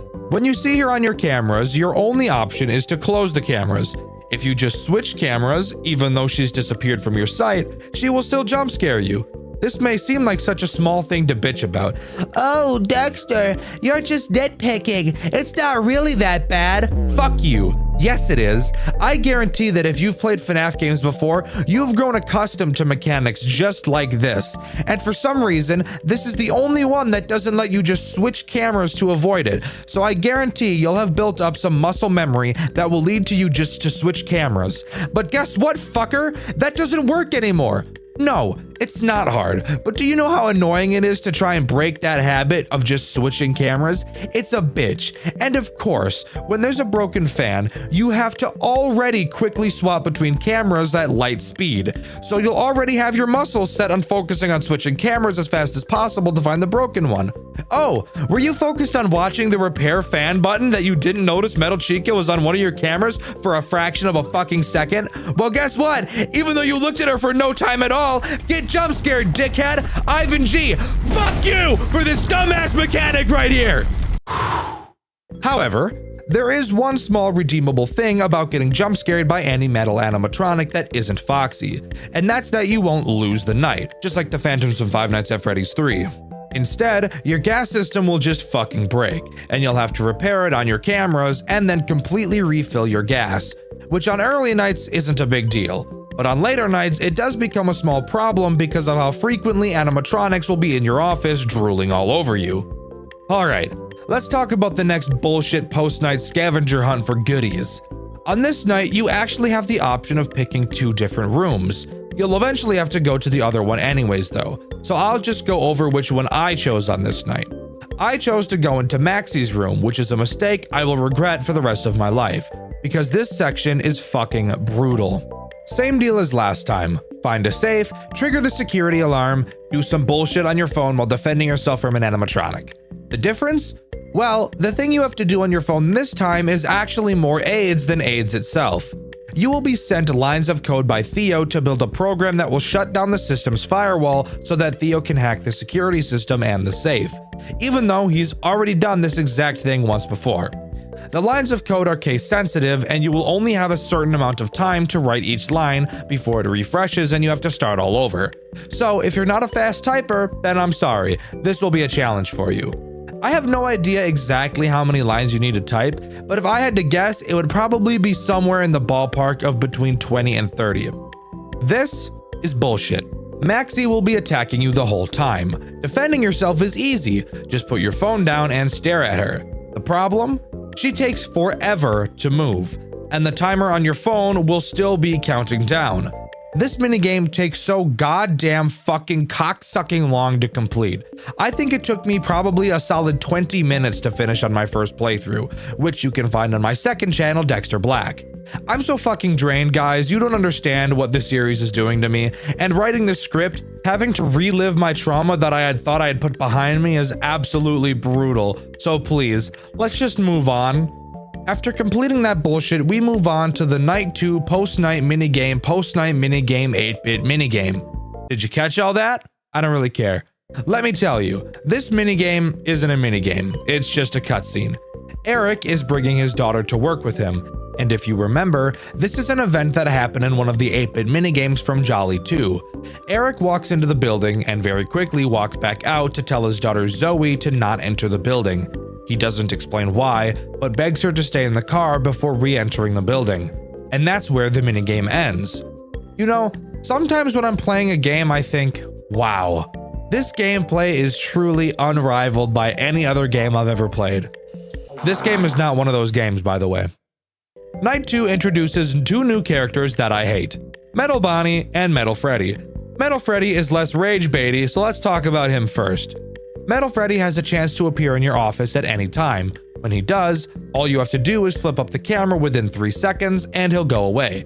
If you don't, he'll jump scare you and fuck your gas system, which again, can be a huge problem on later nights given how often someone will be in your office. Now, let's talk about Metal Bonnie, and why I hated him so fucking much until I discovered the mega ultimate epic ass Metal Bonnie strategy. Metal Bonnie has a chance to appear in your windows every time you flash your light in them. If he appears anytime you do this, he will immediately jump scare you and fuck your gas supply. In a FNAF game where lights are always a crucial mechanic, this may sound brutal, but you haven't heard about my mega ultimate epic ass metal Bonnie strategy yet. Basically, the way you perform the mega ultimate epic ass metal Bonnie strategy is just by not flashing your lights ever. Yeah, forgot to mention that this is literally a worthless mechanic, because you never need to see out of these windows to ever progress through the night at all.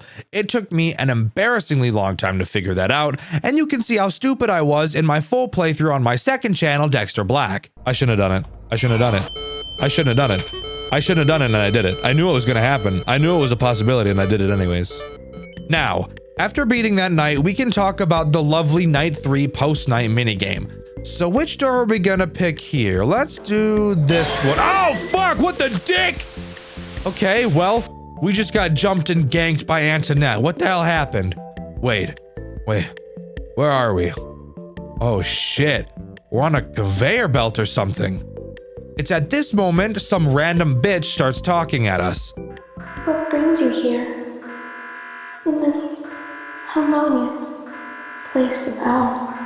Apparently, she knows we're stealing, and she's about to F us in the A. The conveyor belt turns on, and we start getting moved towards a giant fucking spiky crusher that would never under any circumstance ever be in a factory. We're shown we have to rapidly spam the up and down arrows on our keyboard to stop ourselves from dying. When I tell you that you have to spam fast as fuck, I mean it. However fast you think you can spam, I bet it's just barely fast enough. If you stop for even a fraction of a second, you will launch towards that crusher at fucking Mach 25. And how long do you have to spam for? 2 full minutes. 2 full minutes of pressing 2 keys, quite literally as fast as you can, without ever slowing in your tempo even once. I'm shaking as fuck. Come on, bro. Come on, bro. Keep fighting. Keep fighting. I'm shitting myself on this motherfucking conveyor belt right now, bro! Don't make me do it! I'll short my pants on this fucking conveyor belt, on God, I swear to God! Fuck me, I'm gonna die! I'm dead as fuck! Say goodbye to my children! I don't have children, children suck! Fuck, I'm shitting my pants and pissing them too! I'm so sorry! Oh my God, fuck, I'm gonna die as fuck! I'm shitting myself! It's all down to my shoes and my socks! It's all stuck in my This right here is the worst fucking thing throughout this entire series. It truly does not get worse than this. My arms fucking hurt badly after finishing this section. It actually took me 2 attempts because I couldn't do it for long enough on my first try. This shit sucks, and it sucks hard.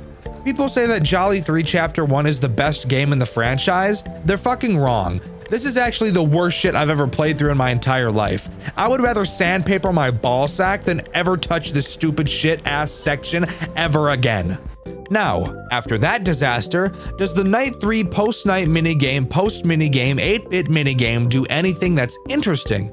Well, yes, actually it does. I was pleasantly surprised at how interesting this minigame actually was.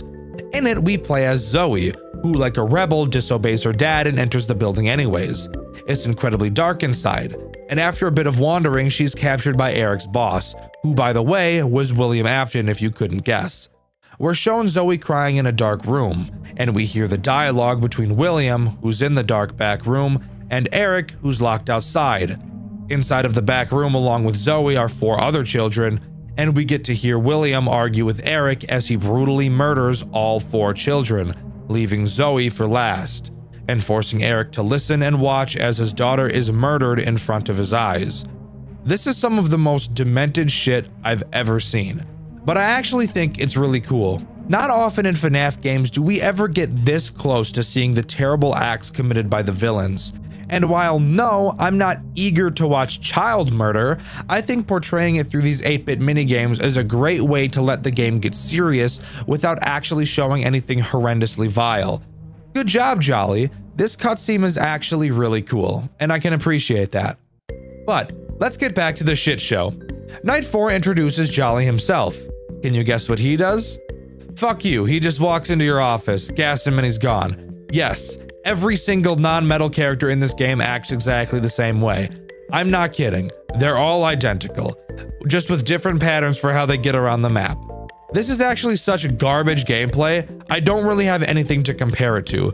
It's just embarrassing and a spit in the face to the player. Want a cherry on top? Jolly is the last character introduced in this game, which means Night 5 is going to be the same repetitive bullshit, but just with some more RNG. Aren't you excited? Now, for the post-night minigame, we finally get to go into the room we tried to get into last night. And the room I chose again could have been chosen on night 2. If you chose this room, you'd be forced into the maxi room on this night. This one is really easy. All you do is find the safe and type in the code Theo gives you. That's it. No security fuck up, just typing in the code and you're home free. The only thing is that the lights to the room turn off and you get a long ass monologue from the girl who tried to squish you to death in the previous night. It's just the typical, "You don't understand our pain" bullshit you've heard 1,000 times before. When the lights turn back on, you can see the faces of the 4 main animatronics, implying that the soul in Jolly is Zoe, Eric's daughter. Zoe tells us to fix the past so history doesn't repeat itself, and then we're free to continue without any bullshit minigame that makes me want to rip my foreskin into pieces and throw them into the air like confetti. The Night 4 post-night minigame, post-minigame, 8-bit minigame consists of Eric on a boat, which I can only guess is the cargo ship from Jolly 2. We have to dodge guards' flashlights to stay out of their sight, and eventually jump into the back of an unmarked van. Which, by the way, I would never suggest anybody do because that's just a terrible idea. But after that, the minigame is over and we can move on. And please, dear God, let us move on because I'm starting to run out of steam here. Before we begin Night 5, Theo calls us and tells us he wants us to grab a fucking animatronic out of the factory and bring it with us.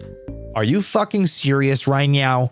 You want me to grab one of the fucking murder robots? Are you out of your fucking mind? I think you're crazy. Eat my ass. I'm gonna do it anyways though, so I guess let's just get through the 5th night. I'm not gonna bore you by talking about it because again, it's just a more RNG bullshit version of Night 4, so let's not waste any time and talk about what happens after you beat it. After completing Night 5, we head back to the Octagon and get a call from Theo. He thinks there might be an unactivated animatronic somewhere deeper in the factory.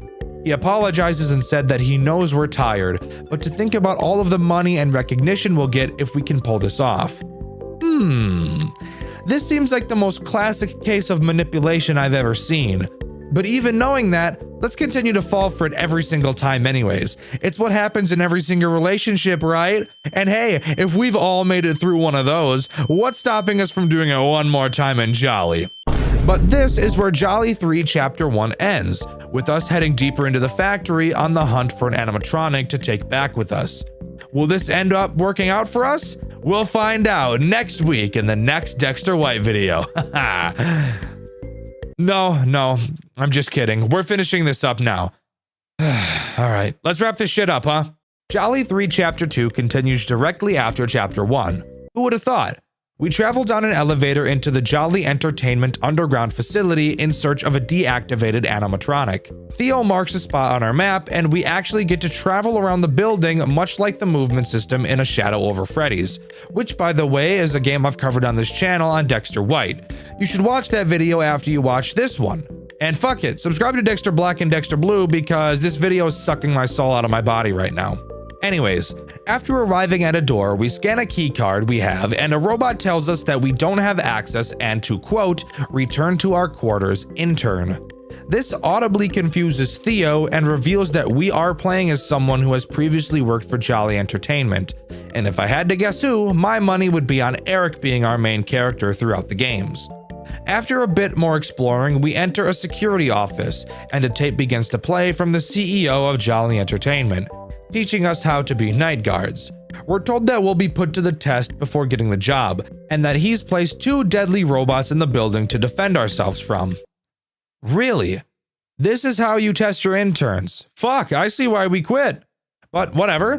Instead of letting him explain it, I'm going to explain it because I'm the YouTuber, and it would seem lazy if I just played the phone call out in its entirety, no matter how badly I want to do that so that I don't have to write about this fuck-ass game any longer.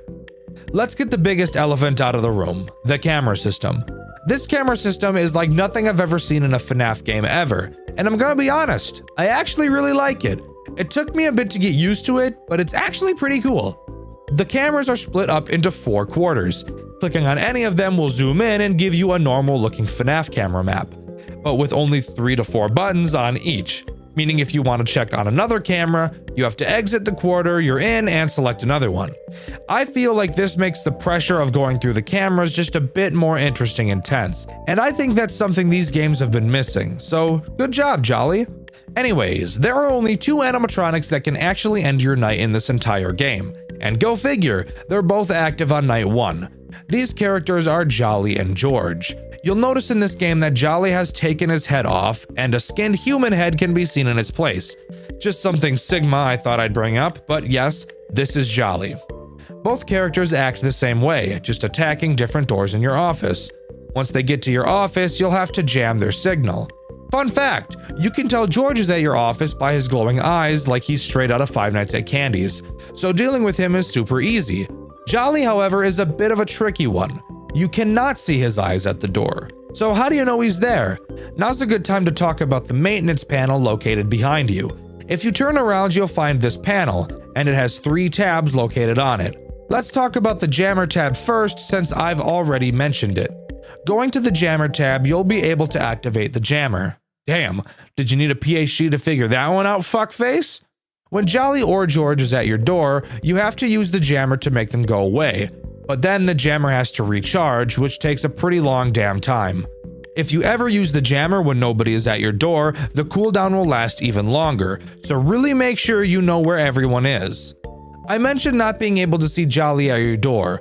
Well, first of all, watching your cameras is important, so that'd probably help. Keeping your eyes on George isn't a big deal because you can see him, but Jolly is someone you're going to want to watch. He actually has 2 paths to your left door. The long way, aka the way you want him to go, and the short way, aka the way you don't want him to go. I'm sure you can guess why. Ding ding ding! Because of the jammer cooldown! Good job! Here, you get a cookie. Anyways, you can always double check where both George and Jolly are by using the radar tab on your maintenance panel. I'm sure you can guess what it does. It pings both of their locations on the map. This way you can tell for sure that Jolly is at your door if context clues on the camera aren't enough for you. However, every time you use the radar there is an incredibly long cooldown, so only use it when you really can't find Jolly. But woohoo! You beat the night and we get to move on to the post-night 1 minigame, which by the way are way better than the post-night minigames from chapter 1. You'll be sat in front of a computer. You're tasked with decrypting 10 files each night, which each take a decent amount of time. However, while you're doing this, you'll be being attacked by Rusty Freddy, Bonnie, Chica, and Foxy. Their mechanics are very easy. Every once in a while, you'll hear the sound of a door opening. When you hear it, you'll need to quickly turn around. You'll easily be able to tell which door has been opened, and you need to run over to that door and listen for breathing, just like Five Nights at Freddy's 4. If you hear breathing, you need to flash your light to scare the animatronic away and then lock the door. If you don't hear breathing, then all you need to do is lock the door without flashing your light. Then go back to decrypting. Decrypt all the files and you're home free. All of the animatronics act the same, by the way, so I'm not covering each of them here. Night 2 introduces 2 new characters, Shadow Tweety and Shadow Maxie. Shadow Maxie is not ass, so let's talk about her first. She is literally exactly the same as Metal Chica from chapter 1, spawning on a camera and fucking you up if you don't put the camera down, except she acts much like a shadow puppet from Five Nights at Freddy's 3, where she'll fuck up your vision and stun you for a while if she jump scares you. So definitely don't let that happen or you will probably die. Shadow Tweety, on the other hand, is a dick. She will slowly start building herself in your office the longer you look forward. Turning around will make her slowly deconstruct. If she ever finishes building herself, she'll jump scare you and cause a ventilation error. Oh wait, shit, I didn't talk about errors. Just like Five Nights at Freddy's 3, you have 3 errors: ventilation, camera, and AC, all of which can happen at complete random, and you'll have to waste a bunch of time repairing them on your maintenance panel. Choosing not to fix any of them can obviously lead to some major issues, so how about you just do it, you little bitch? But that's really about it. Complete the night and you move on to the decryption minigame again, and then back to the night section. No new characters are ever added, it's just harder and harder every time. Same thing goes for the decryption minigame, so there's really not much more to talk about until the end of the 5th night. After completing the 5th night, we get a short cutscene letting us know we have passed the test and we can work here full time, which also explains why we have a keycard in the first place. Theo gives us a call and tells us that the oxygen system in the building has been tampered with. He gives us coordinates to the control room and we have to book it through the building to fix it. It's at this time I get to tell you about a bunch of fucking bullshit. This time, while roaming around the building, George is active and moving around too. And getting around him is the most fucked bullshit on the face of the earth. I literally don't know how to describe how to beat him because I really don't even know what I did. It seems like every single possible movement ends in a death. You have this hold your breath mechanic you're supposed to use, but there is no visual cue to let you know when you're safe to pass him. What you're supposed to do is hold your breath and wait, then exhale and walk past him. You might think, oh, hold your breath until he leaves. But he never leaves. He just stands there, menacingly, staring you down no matter what you do. If you don't hold your breath for just the right amount of time with literally no sign as to how long that's supposed to be, you're fucked and you have to listen to bitch-ass Theo's cutscene again. This took me a stupid amount of time to achieve, and it's honestly the most unenjoyable part of this chapter. But what happens if you get to the control room? Well, you get the misfortune of playing the most brutal and unforgiving night section this series has ever designed. The goal is to stabilize 10 rooms in the facility, but while this is happening, you're getting fucked by George and Jolly. In this office is a window and a door, just like the first Jolly game. You will have to check the light, and if someone is there, close the door until they leave. But here's the catch, you have a power system, and a power system that goes down so incredibly quickly it isn't even funny. When I tell you that you have to play this night perfectly, I'm not exaggerating. Checking the light is a bad idea. Instead, you should listen for sound cues to let you know a character has arrived. When you hear the sound cue, you shouldn't close the door right away because it'll waste too much power. So wait about 3 seconds and then close the door. If you've timed it right, you should very quickly hear them leave. When they leave, you should quickly check the light and open the door. The reason you need to check the light now is because the sound of a character leaving can actually cancel out the sound of one arriving, which is complete bullshit by the way, and for every microsecond that you're not pressing the light button or the door button, you need to make damn sure you're stabilizing the rooms, because if you aren't for even a second, I promise that you will lose this night. I'm being so serious. You have to play this section perfectly. No mistakes, no misclicks. It is fucking brutal the whole fucking time. If you want to get a really good feel for how bad it is, you can check out my playthrough over on my second channel, Dxtr Black. But if you can manage to complete this fucking brutal section of the game, we can continue. Walking through the corridors of the factory, we enter an elevator. Following it down, we reach a massive room. And inside, we find the supposedly deactivated Springtrap animatronic, and Jolly comes to a close. What is the most well-known Five Nights at Freddy's fan game of all time? Obviously, if you know anything about the fandom, you'd know that the answer to that question is Five Nights at Candy's, the first fan game to ever meet the quality of the official games, the first of its time. Five Nights at Candy's needs no introduction. If you're watching FNAF videos like this, you already know what it is, and you probably remember various YouTubers playing it. And remember how amazing it truly was. But was it really? Today, I'll be taking a deep dive into the world of Five Nights at Candy's, Five Nights at Freddy's most mediocre fan game. Five Nights at Candy's 1. Where it began, where it started. It would be unfair to talk about the original since a much better remake has been made for it now, Five Nights at Candy's Remastered, so I'll be talking about that version when talking about the first game in the series for this video. For the first game in the series, this game actually has a bunch of characters, something that most first FNAF games don't have, starting off with a large 7 different animatronics for you to deal with. But let me tell you, this will not lead to any meaningful challenge throughout the game. Might as well mute the fucking thing and put on a movie while you're playing because this game is piss easy. Easy game doesn't equal bad game, Dxtr, I hear you saying, and I agree. There are plenty of very easy games that are very fun and good. However, the thing about those other easy games is that they're also fun and entertaining. Five Nights at Candy's is not fun or entertaining. There are multiple mechanics implemented into this game that are actually useless, and I'll get into those in a bit. But first, we should talk about Night 1. Night 1 introduces 3 characters. Excuse me? 3. 3 characters on the first night of the game. Well, this just sounds like a fucking nightmare, doesn't it? Well, don't fret. You actually have nothing to worry about because, as I said earlier, this game is easier than a pick-me girl. The animatronics active on this night are Candy, Cindy, and Chester. Let's cover Candy first since he's the main character. Who would have thought? Candy loves to twerk. That's not important. Just thought I'd tell you about my headcanon. Hey, Candy! Boing! Boing! Boing! Okay, sorry. Anyways, Candy can attack either of your 2 doors, which you may think would make him a challenge, having to strategically watch the cameras to see which direction he'll go in. Because something you'll notice about your office is that the doors have no lights. Well, guess what?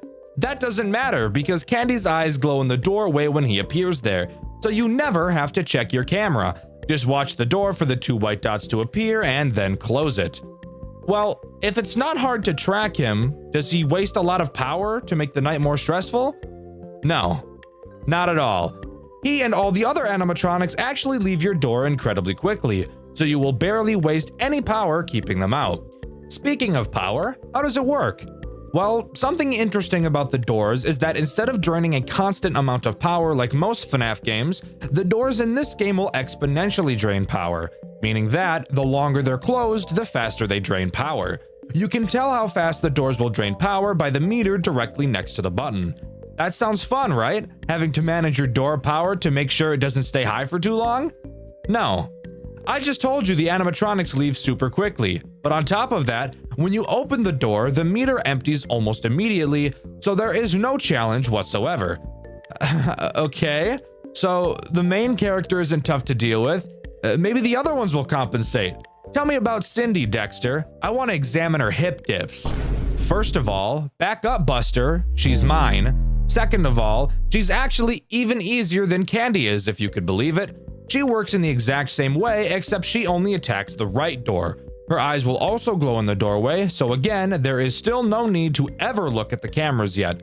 Are you keeping up? Let's see how long it takes before we're forced to look at the cameras together. This will be fun. What about Chester? He's got an interesting character design. How does he work? Well, you're actually right, I can't lie. Chester starts behind a curtain similar to Foxy, except the difference is that I actually can lie. All he does is go to your right door. Oh, and his eyes glow, so no. Still no reason to ever look at the camera in a million years. Okay, this game sounds really underwhelming, Dxtr, but hey, you said there were 7 characters, right? Who appears in Night 2? Wonderful question. Night 2 introduces the Penguin, but unfortunately that's a really boring and shitty name, so I'll be calling him Petey because fuck you. Petey actually does something different this time, and no, I'm really not lying this time. Petey will enter your office and hide under your desk. He himself doesn't actually kill you, but he will randomly open and close your doors, which can prove to be frustrating if he opens a door at the wrong time and you don't notice. Stop closing my shit, Petey. Stop closing my shit, Petey. Not cool, Petey. Petey, stop it! Oh, Petey, you're such a little dirty slut. He's also just adorable. I mean, look at him. He's precious. Oh, also there's one key detail about him I left out, and that's that when he gets to your door, his eyes glow, so you can easily keep him out of your office. So you know, I still don't ever have a reason to look at the cameras. Dxtr, this is draining. When is this game going to get interesting? Well, that's funny you should ask that because the answer is fucking never. Night 3 introduces Blank, the most interesting character out of the entire game. And let me tell you, he's really not that interesting. Blank acts as this game's Foxy. I know I blue-balled you earlier, making you think that would be Chester's role, but Chester is really just worthless. Blank, on the other hand, is still worthless, just slightly less so. Blank appears on a camera I can't be fucked to double-check the name of. He has multiple phases he moves through before jumping to camera 5. Once in camera 5, if you look at him, you'll see him swing his fist towards the camera, which is actually the glass window directly in front of you. If you don't close the window in time, he'll break the glass and then break your back from behind. Well, hey, look at that. Finally a reason to look at the cameras, right? Took the game long enough. Wrong, fucking idiot! Let me teach you how to properly play this game. Cameras are for bitches. You're not a bitch, are you? No. You watch Dxtr White, and my second channel Dxtr Black, and my third channel Dxtr Blue, right? You're subscribed. You better be subscribed, you dirty piece of shit. I know you're not fucking subscribed. You better do it right now before I leak those Discord messages with that girl that said she was 13. Yeah, that's right, you fucking freak. I saw them. I'll let the whole fucking world know unless you subscribe right now. Did you subscribe? Okay. Good. Officer! Here he is! The sick bastard is right here! Gun his ass down! Taser, taser, taser! Firing squad, now! Go! Send him to fucking Moab! Another Moab! Okay, now that we got that sick fuck out of here, no, you still don't have to use the cameras, and it all has to do with your doors. Remember how I explained the exponential power usage? Yeah, we're about to break that mechanic. Here's all you have to do to beat every main night in this game. The night starts. Close all 3 doors. Whenever a door reaches stage 3, open it. Wait for it to empty and reclose it. That's it. Repeat this process throughout the whole night and congrats, the game is over. Wrap it up and go home, bro, you did it. You still might be wondering how that deals with blank. Well, that's easy. It only takes the door about 1.5 seconds to go back to empty. So while yes, technically speaking, blank could break through your window in that 1.5 second time frame, but the chances of that actually happening are pretty much slim to none. But let's imagine that this isn't an absolutely game-breaking strategy and move on to night 4, which introduces Old Candy. This game's poor attempt to make the game difficult. Old Candy works the same as every other normal character in this game. He moves to your left door and then attacks if the door isn't closed. But the big difference he has from the other character is that his eyes don't glow in the doorway. Usually, this is where I'd praise the game for finally doing something right. But the door strategy we've established earlier really destroys all hope this game had of redeeming itself. While yes, alone this would usually cause Old Candy to be another reason to check the cameras along with blank, since you don't have to, it literally doesn't even matter. Night 5. Anything cool? Literally no. It's just a harder version of Night 4. But how about Night 6? Is that any better? Kind of, I guess.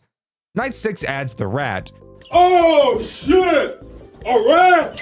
Who does literally the exact same thing that Old Candy does. That being, you're unable to see his eyes in the door. Oh, and he can attack both doors like Candy. Mazel tov. It doesn't matter though. Again, because of the keep the doors closed the whole time strategy, this will make it feel like he never was there to begin with. In fact, would you believe me if I told you, even me, yes, Dxtr, the guy who is so criminally bad at FNAF games he is often incapable of beating the 6th night of fan games, completed 720 mode on his first attempt while Petey was in the office at the same time. Would you believe me? If you said no, even after hearing about the broken strategy I talked about earlier, then I'm incredibly hurt that you would think I'm that fucking bad at video games. But yes, I did in fact beat 720 mode on my first attempt while Petey was in the office for a majority of the run. What are you gonna do about it? Wow, Dxtr, this game is actually pretty fucking bad. I have no idea why I've been glazing it for as many years as I have been. Well, relax. You're right. But the remastered version of Five Nights at Candy's does actually add a secret night that I think is pretty cool. And guess what? You actually have to use your camera to beat it. Let's talk about it. If you go to the extras menu and stare at the rat for long enough, a code will appear on screen. If you input that code into the custom night menu, you will unlock a hidden night null, a final boss fight night against Shadow Candy. How does it play? Well, once you understand how he works, it's not a very difficult night, but I still think it's cool. To start the night, you need to look at Shadow Candy and the cameras, who appears on a camera that, once again, I can't be fucked to double check the name of. So editor, put the camera number on screen for me. There. That camera. Once you look at him, the night will begin. His movement pattern is unpredictable, but not too difficult to understand. He will try to get to your office like any other animatronic, but he can attack either of your doors and your window. If he gets to your office, you don't lose immediately. He'll jump scare you, yes, but instead of killing you, it will make you lose a decent chunk of power and cause the time to stop moving. In order to get the time to begin moving again, you have to look at the cameras and find an origami cat and click it. It will then return back to your desk, and then the time will resume as normal. So, we want to prevent Candy from getting into our office. How do we do that? If you're shitty at doing your job and Shadow Candy gets to your door, you're not immediately fucked. When he attacks, he will play a very quick animation in whatever doorway he is attacking from. In that small time frame, you will be able to close the door. You will still lose a decent chunk of power from this, but it won't be as much as if he jump scared you. Okay, so we want to prevent Shadow Candy from getting to the door, period. How do we do that? This part is pretty easy, but you need to be quick and accurate with your mouse. I've realized I haven't yet explained how the cameras worked yet, but that's because you haven't ever had to use them up until this point, so I'll explain them real quick. They have a flashlight like FNAF 2. That's it. There's nothing else special about them. However, this does lead into how Shadow Candy works. When Shadow Candy leaves insert camera number on screen editor, you will have a limited amount of time to find him on your cameras before he reaches your office. You will have to quickly check each camera to try and find him, and when you do, all you have to do is stare at him and he'll return to insert camera number on screen editor. However, there's still one super cool thing about Shadow Candy. Every time he moves, he will only be visible on either the cameras that are off or the cameras that are on. Meaning if your camera lights are on after he moves, there is a chance you won't be able to see him on any camera, and you'll have to switch your camera lights off and quickly recheck every camera to see where he is. So you do have to be very fast, which I actually think is pretty cool for a secret boss fight night like this. Again, it's not a very hard night once you know what you're doing, but I do want to give this game a little bit of praise since I've been shitting all over it so far. Before we move on to the next game, there's one small detail in this game that I really want to talk about, and that's the two other secret endings. If you go into the custom night menu and set everyone to 0 except Petey, setting him to 20 and begin the night, if you close all the doors and have the power run out, you'll get a secret ending with text on your screen stating that all you have to do is wait now, since there's nothing in the building that can kill you. If you instead let Petey into your office and then lose to power outage, it will additionally add that you're alone with a penguin. Literally so unimportant, but I love little details like this in games, so I had to mention it. Oh wait, I should probably talk about this game's fucked story, shouldn't I? Well, after each night we get a cutscene. After night 1, we load onto camera footage of a conveyor belt that's empty. Turning to the left, we see a weird, sad version of the marionette, who we later learn has the name Vinny. As you look away from him, he does a backflip onto your dick and rides it like a bike. Night 2's cutscene begins with us being unable to see anything, only hearing people screaming. Afterwards, the camera cuts to show some endoskeletons covered in blood. Night 3 shows the conveyor belt under investigation, with the puppet fucker tweaking out and busting it down, looking at me up and down, trying to magic mic me. Night 4 shows Candy and Cindy on the conveyor belt, new and cleaned. Looking to the left shows the pussy pointing at them, and looking back, we see both of them are gawking at me. Eyes off the prize, guys. I know, my pecker is massive, but you don't get to have it. Night 5 shows Blank and Old Candy on the conveyor belt. Marionette comes up behind them, looks at us and tells us it was a mistake and a problem. Ooh, spooky. I almost shit my pants. Night 6 shows what happens right before Night 5, originally also having the rat on the conveyor belt. It gets up and walks away, which would lead me to believe that the rat might be one of the first animatronics capable of moving on its own. Or maybe I'm just bugging and trying to seem interested in a story I'm not at all interested in right now. I promise the third game tells the story way better than this garbage, so stick around. Also subscribe, because you love me, don't you? Please say you do. And finally, Night Null shows a teaser for Five Nights at Candy's 4, which by the way I believe is never coming out. Now, it hasn't been confirmed that it's canceled by the way, but we haven't heard anything about it from the creator for over 2 years, so I think it's pretty safe to say that it's dead, but who knows. And that's all Five Nights at Candy's Remastered has to offer. Overall, a very mediocre game, but I bet you'd be able to guess that's how I felt about it by the title of the video. Now, time to move on to Five Nights at Candy's 2, right? Thankfully, no. That is by far the weakest and worst game in the series, even having the creator Emil Mako agree that it's not good at all. The reason I'm not covering it here, in the video all about the Five Nights at Candy series, is because I dedicated an entire video on this channel to shitting all over that game. I recommend if you haven't seen it to go watch it now and then come back to hear me talk about the third game, which is what we will be doing next. Alright, Five Nights at Candy's 3 time! Hooray! Hooray! Undoubtedly the best game in the main series. Let's figure out why. It opens to a cutscene of Vinny facing away from the camera, talking about how he knows we remember something, and that whatever it is was all our fault. We will soon learn it was in fact not our fault, but before we can dive into that, we should talk about the gameplay. Yay! my favorite part about writing these videos. And for once, that isn't ironic. Starting the game, before night 1 begins, we get another cutscene. Presumably, our character is talking to a counselor or a psychologist, or something of the nature of that profession. In this game, we play as a child, and the office is replaced with a bedroom reminiscent of Five Nights at Freddy's 4. This game takes a pretty similar approach to Five Nights at Freddy's 4 as well in terms of what is actually happening. It seems that what we experience is a dream, or I guess a nightmare would make more sense, which is very commonly believed to be what is happening in Five Nights at Freddy's 4 as well. We see that we drew a picture of our nightmares, that being the rat and the cat. We're then thrown into night 1, and I can do a gameplay breakdown. What can I say? This is my favorite part. Just kidding, we have some more bullshit before we can actually get into the night section of the game. We're tossed into an 8-bit minigame section, and before each night we will come back to this place. In it, we'll be able to explore the dreamscape, find secrets about the lore, and talk to the origami cat that we saw in Night Null from the remastered first game. As the night progresses, more things will be added to the dreamscape, but I'll explain that as we go. On the first night, all that's in our bedroom area of the dreamscape is the origami cat and our bed. The cat explains an important night mechanic, our tape player. I'll explain what that does when we actually get into the night. I mentioned that we can explore here, so what can we find, and what significance does it have? Well, let's explain how the dreamscape actually works first. You'll be able to see a clear path laid out, with nothing but darkness surrounding it. This darkness is not walls, as you can walk here, but if you walk too far from the path, you'll get jumped and butt-banged by the rat. So just stay on the path unless you know what you're doing. On night 1, following the path, we find a toy car that we can talk to. He really says nothing of significance. We also find newspaper clippings talking about the new animatronics that Candice has designed. Wow, I'm so excited.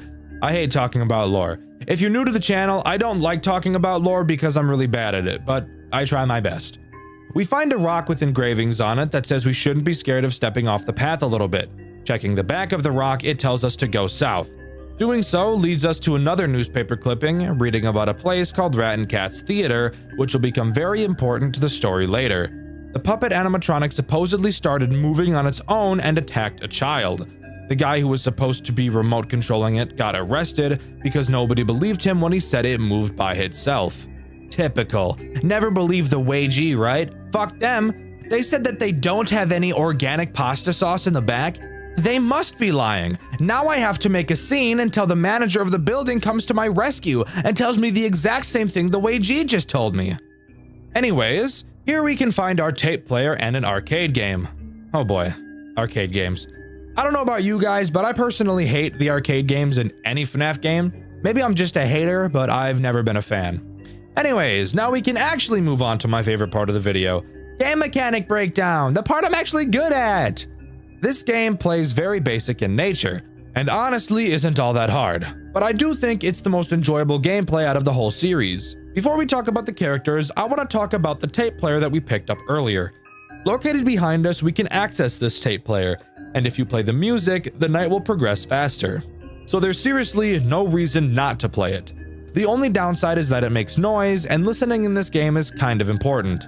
After a bit of time, the tape player will stop, and you'll have to rewind it in order to play it again. Now, to talk about the only threat active on night 1, the rat. Just like Candy's 1, there are 3 entry points the animatronics can attack from, 2 doors and a closet. The rat will occasionally appear at any of these 3 areas, and you'll know he's there based off of sound cues and opening your fucking eyes and looking. If you catch him fast enough, he'll hide again, very similar to Bonnie and Chica from Five Nights at Freddy's 4. If, however, you don't flash him with your light quick enough, he will enter his attack phase, wherein he'll jump in front of you, waving his dick in your face. During his attack phase, all you have to do is keep your flashlight on his face. He'll move his head out of the way to try to avoid the light. After successfully defending yourself, the attack still isn't over, as the rat will jump under your bed. At this time, you must check under your bed to see which side he's on. Once you figure it out, you must come back up and look in the opposite direction of where he was to lure him out from under the bed. Here is where you have to listen very closely to be able to hear him coming up from under the bed. Look too early, and you're cooked. Look too late, and you're also cooked.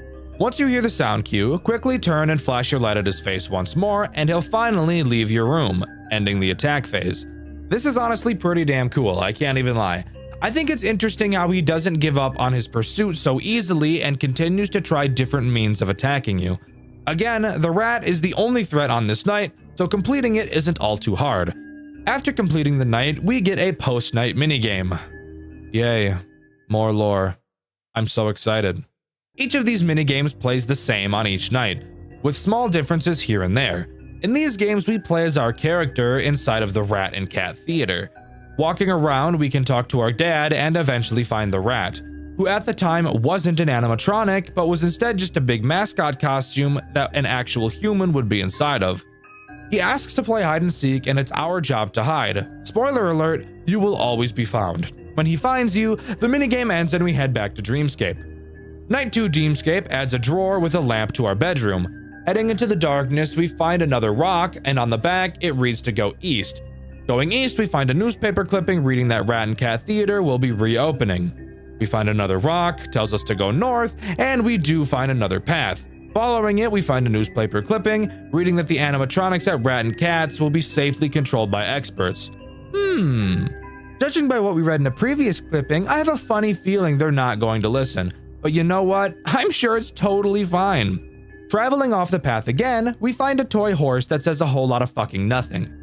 Keep traveling around and we find another arcade game and can finally go back into the meat and potatoes of this game. All right, night 2. Anything new? No. It's the same as night 1, but the rat is more aggressive. Yay! Now I get to talk about more lore. I'm not excited. I'm so sorry you have to hear me talk about this. The post-night 2 minigame has us play hide and seek with the cat this time. Spoiler alert, you still can't win.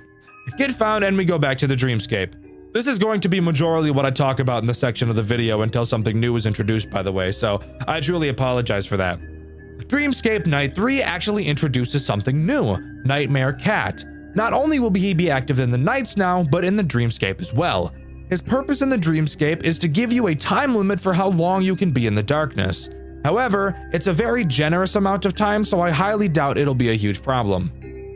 We find a rock with engravings telling us to go east. You know how this goes by now.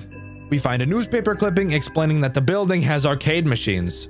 Oh, riveting lore. Thanks for telling me, asshole.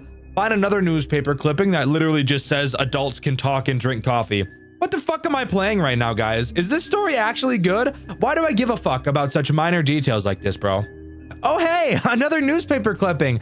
I wonder if it says anything of substance. It doesn't. It says kids can have fun.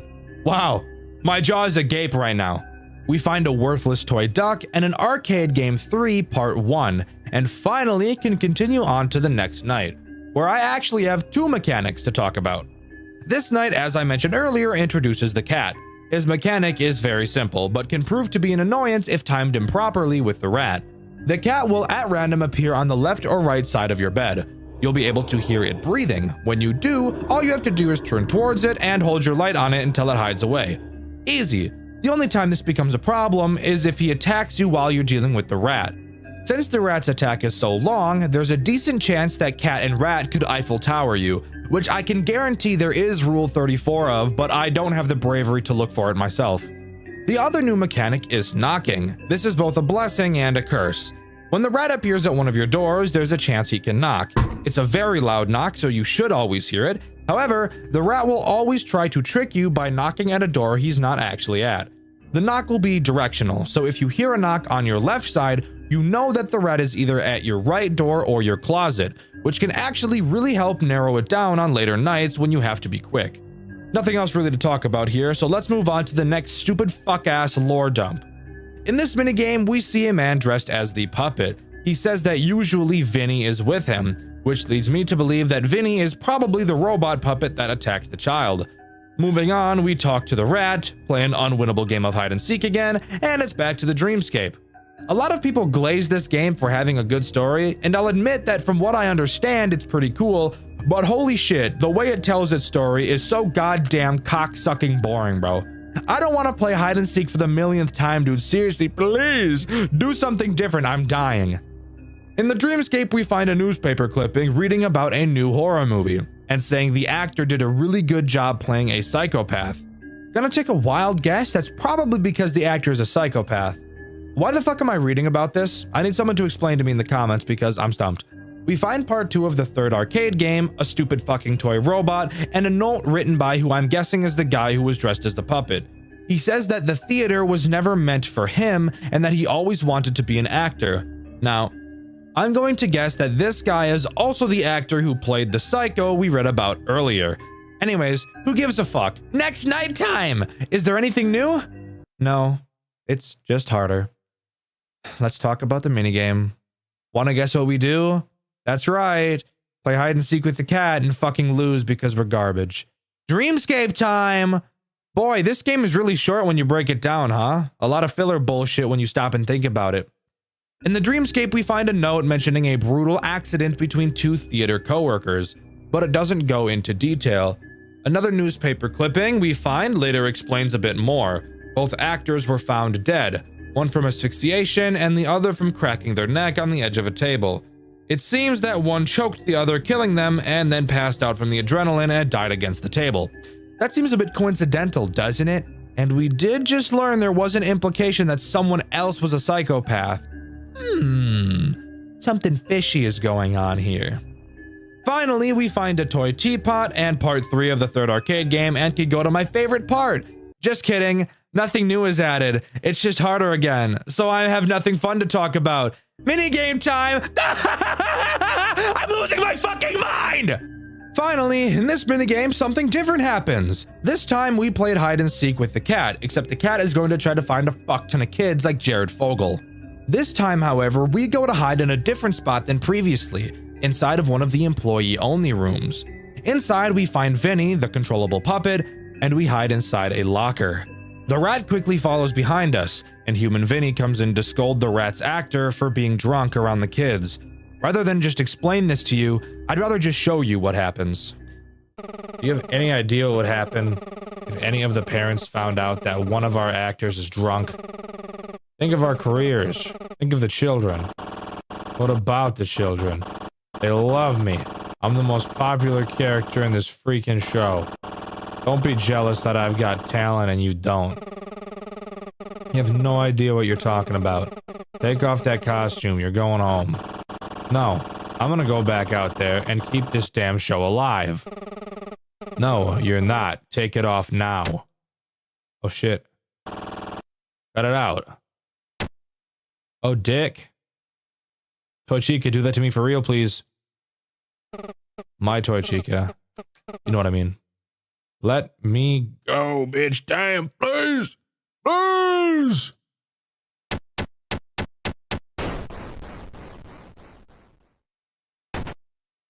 Oh shit, he's dead. Hey. Hey. Are you okay? Come on, man, this isn't funny. Oh no. No, no, no. With all the... What happened? Lock the door.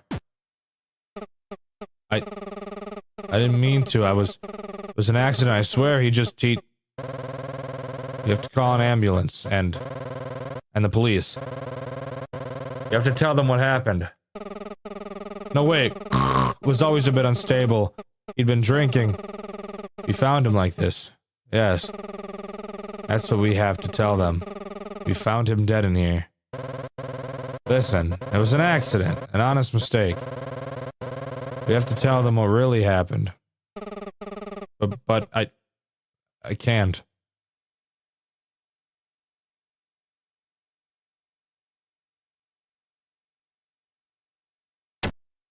Oh shit!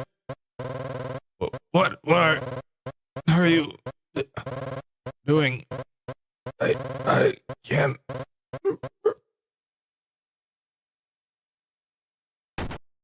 That's right. The 2 co-workers weren't fighting each other. Instead, they were both murdered. And we were inside the closet, able to hear and witness the entire thing go down. At the time, human Vinny had no idea we were there, and he thought he could just dust his hands and have the whole thing blow over to be an accident, moving on to become the movie star he'd always wanted to be. But now that we've been talking with our counselor, we remember, and with the truth coming out, Vinny was held responsible. And let me tell you, This motherfucker is not happy one bit. This is why he was saying it was our fault at the beginning, which, bullshit, by the way, it's your fault. You killed them, you retard. Going into night 6, we talk to Vinny once more. He explains again it's our fault and that he will personally make sure that we never sleep again. Night 6 consists of only Nightmare Vinny. And let me tell you, this night is no walk in the park. Vinny works the exact same as the rat, except he's more aggressive, and his attack phase is much more brutal. When he attacks, instead of moving his head, it will rotate in a circle, making following his head incredibly more difficult. The window for flashing him is also much smaller, and the amount of time you can spend not flashing him is microscopic, like your penis, bitch. This night is fucking hard. I know there are challenges in this game that make it harder, and I know there's a more difficult version of this game called FNAF But Better that makes it even harder, but fuck you. This night is a pain in the dick. I naturally have very shaky hands, and that prevents me from being able to complete it without pouring hours and hours of work into it, but I urge you to play through this game for yourself if you don't believe me how hard it is. Keeping your mouse on this fucker is ass. Very ass. Big ol' jiggly dick ass. Do you like nuts in your mouth? Do ya? Because you're gonna have a lot of nuts in your mouth while you're getting teabagged by this asshole. He's gonna be dragging your nuts across your forehead, and you're going to be begging for his Jeeb juice because you're a dirty little piglet. Oh please, mix it with orange Fanta. Chris Chan, fuck out, boy. Anyways, after beating the night, we get one last minigame. We step out of the locker, walk past the bodies, and out of the building where we're greeted by the police who didn't even know we were in there, and we're uniting with our dad. Really, the only other thing to talk about is the arcade games we've been collecting in Dreamscape. Fishing with Candy, Cindy's Garden, and Candy's Adventure. Fishing with Candy has us catch fish. Wow, I bet you couldn't have figured that out. Occasionally, Petey will appear to take one of your fish like the dirty little slut that he is. If you reach a score of 9,999, you will enter a secret minigame. In this game, you play as a parent walking around the Candy's building, eventually stumbling upon a crowd of kids watching Vinny. The kids disappear and Vinny's smile turns into a frown. Afterwards, the game ends. Cindy's Garden has us whack moles. Reaching a score of 9,999 will send us to another minigame, this time playing as the cat. We have to catch 2 kids and put them on a conveyor belt, turning them into Candy and Cindy. So, yeah, that's pretty fucked. We just put 2 live children through a machine that compacted them inside of a metal suit. That's like super fucked up. And I don't think I needed to tell you how fucked up that is, yet here I am telling you that. Finally, we have Candy's Adventure, and fuck is this a long one. It's normal for 90% of it, just being a Mario-style platformer where you have to avoid some enemies, solve some puzzles, and collect some power-ups. I will add that this minigame is pretty damn hard, however. At the end, there's a boss fight against a big dog, and once you beat him, you can glitch the game and enter another secret minigame. In this minigame, we play as the rat. We have to walk through the original Candy's restaurant, avoiding the gaze of the other animatronics, and eventually get to the office where we attack the night guard and helicopter our dick in front of him to make him jealous. And with that, I'm pretty certain that is all Five Nights at Candy's 3 has to offer. Please let me know if I missed anything in the comments. That's also where this video wraps up. Overall, I do think the entire Candy's experience is fairly enjoyable as long as you don't count the second game, because that game is actually the most boring shit of all time. Like, holy shit, I hate it so much. I do think the hype around the lore is deserved, since it actually tells a very disturbing and interesting story. However, I do not think that the gameplay matches the lore enough for me to say this game is anything better than mediocre. With the first 2 games being way too easy, and the third game barely having anything to it in the night sections, and having the lore be told through a very boring and repetitive cutscene, I can't say this series is anything incredible.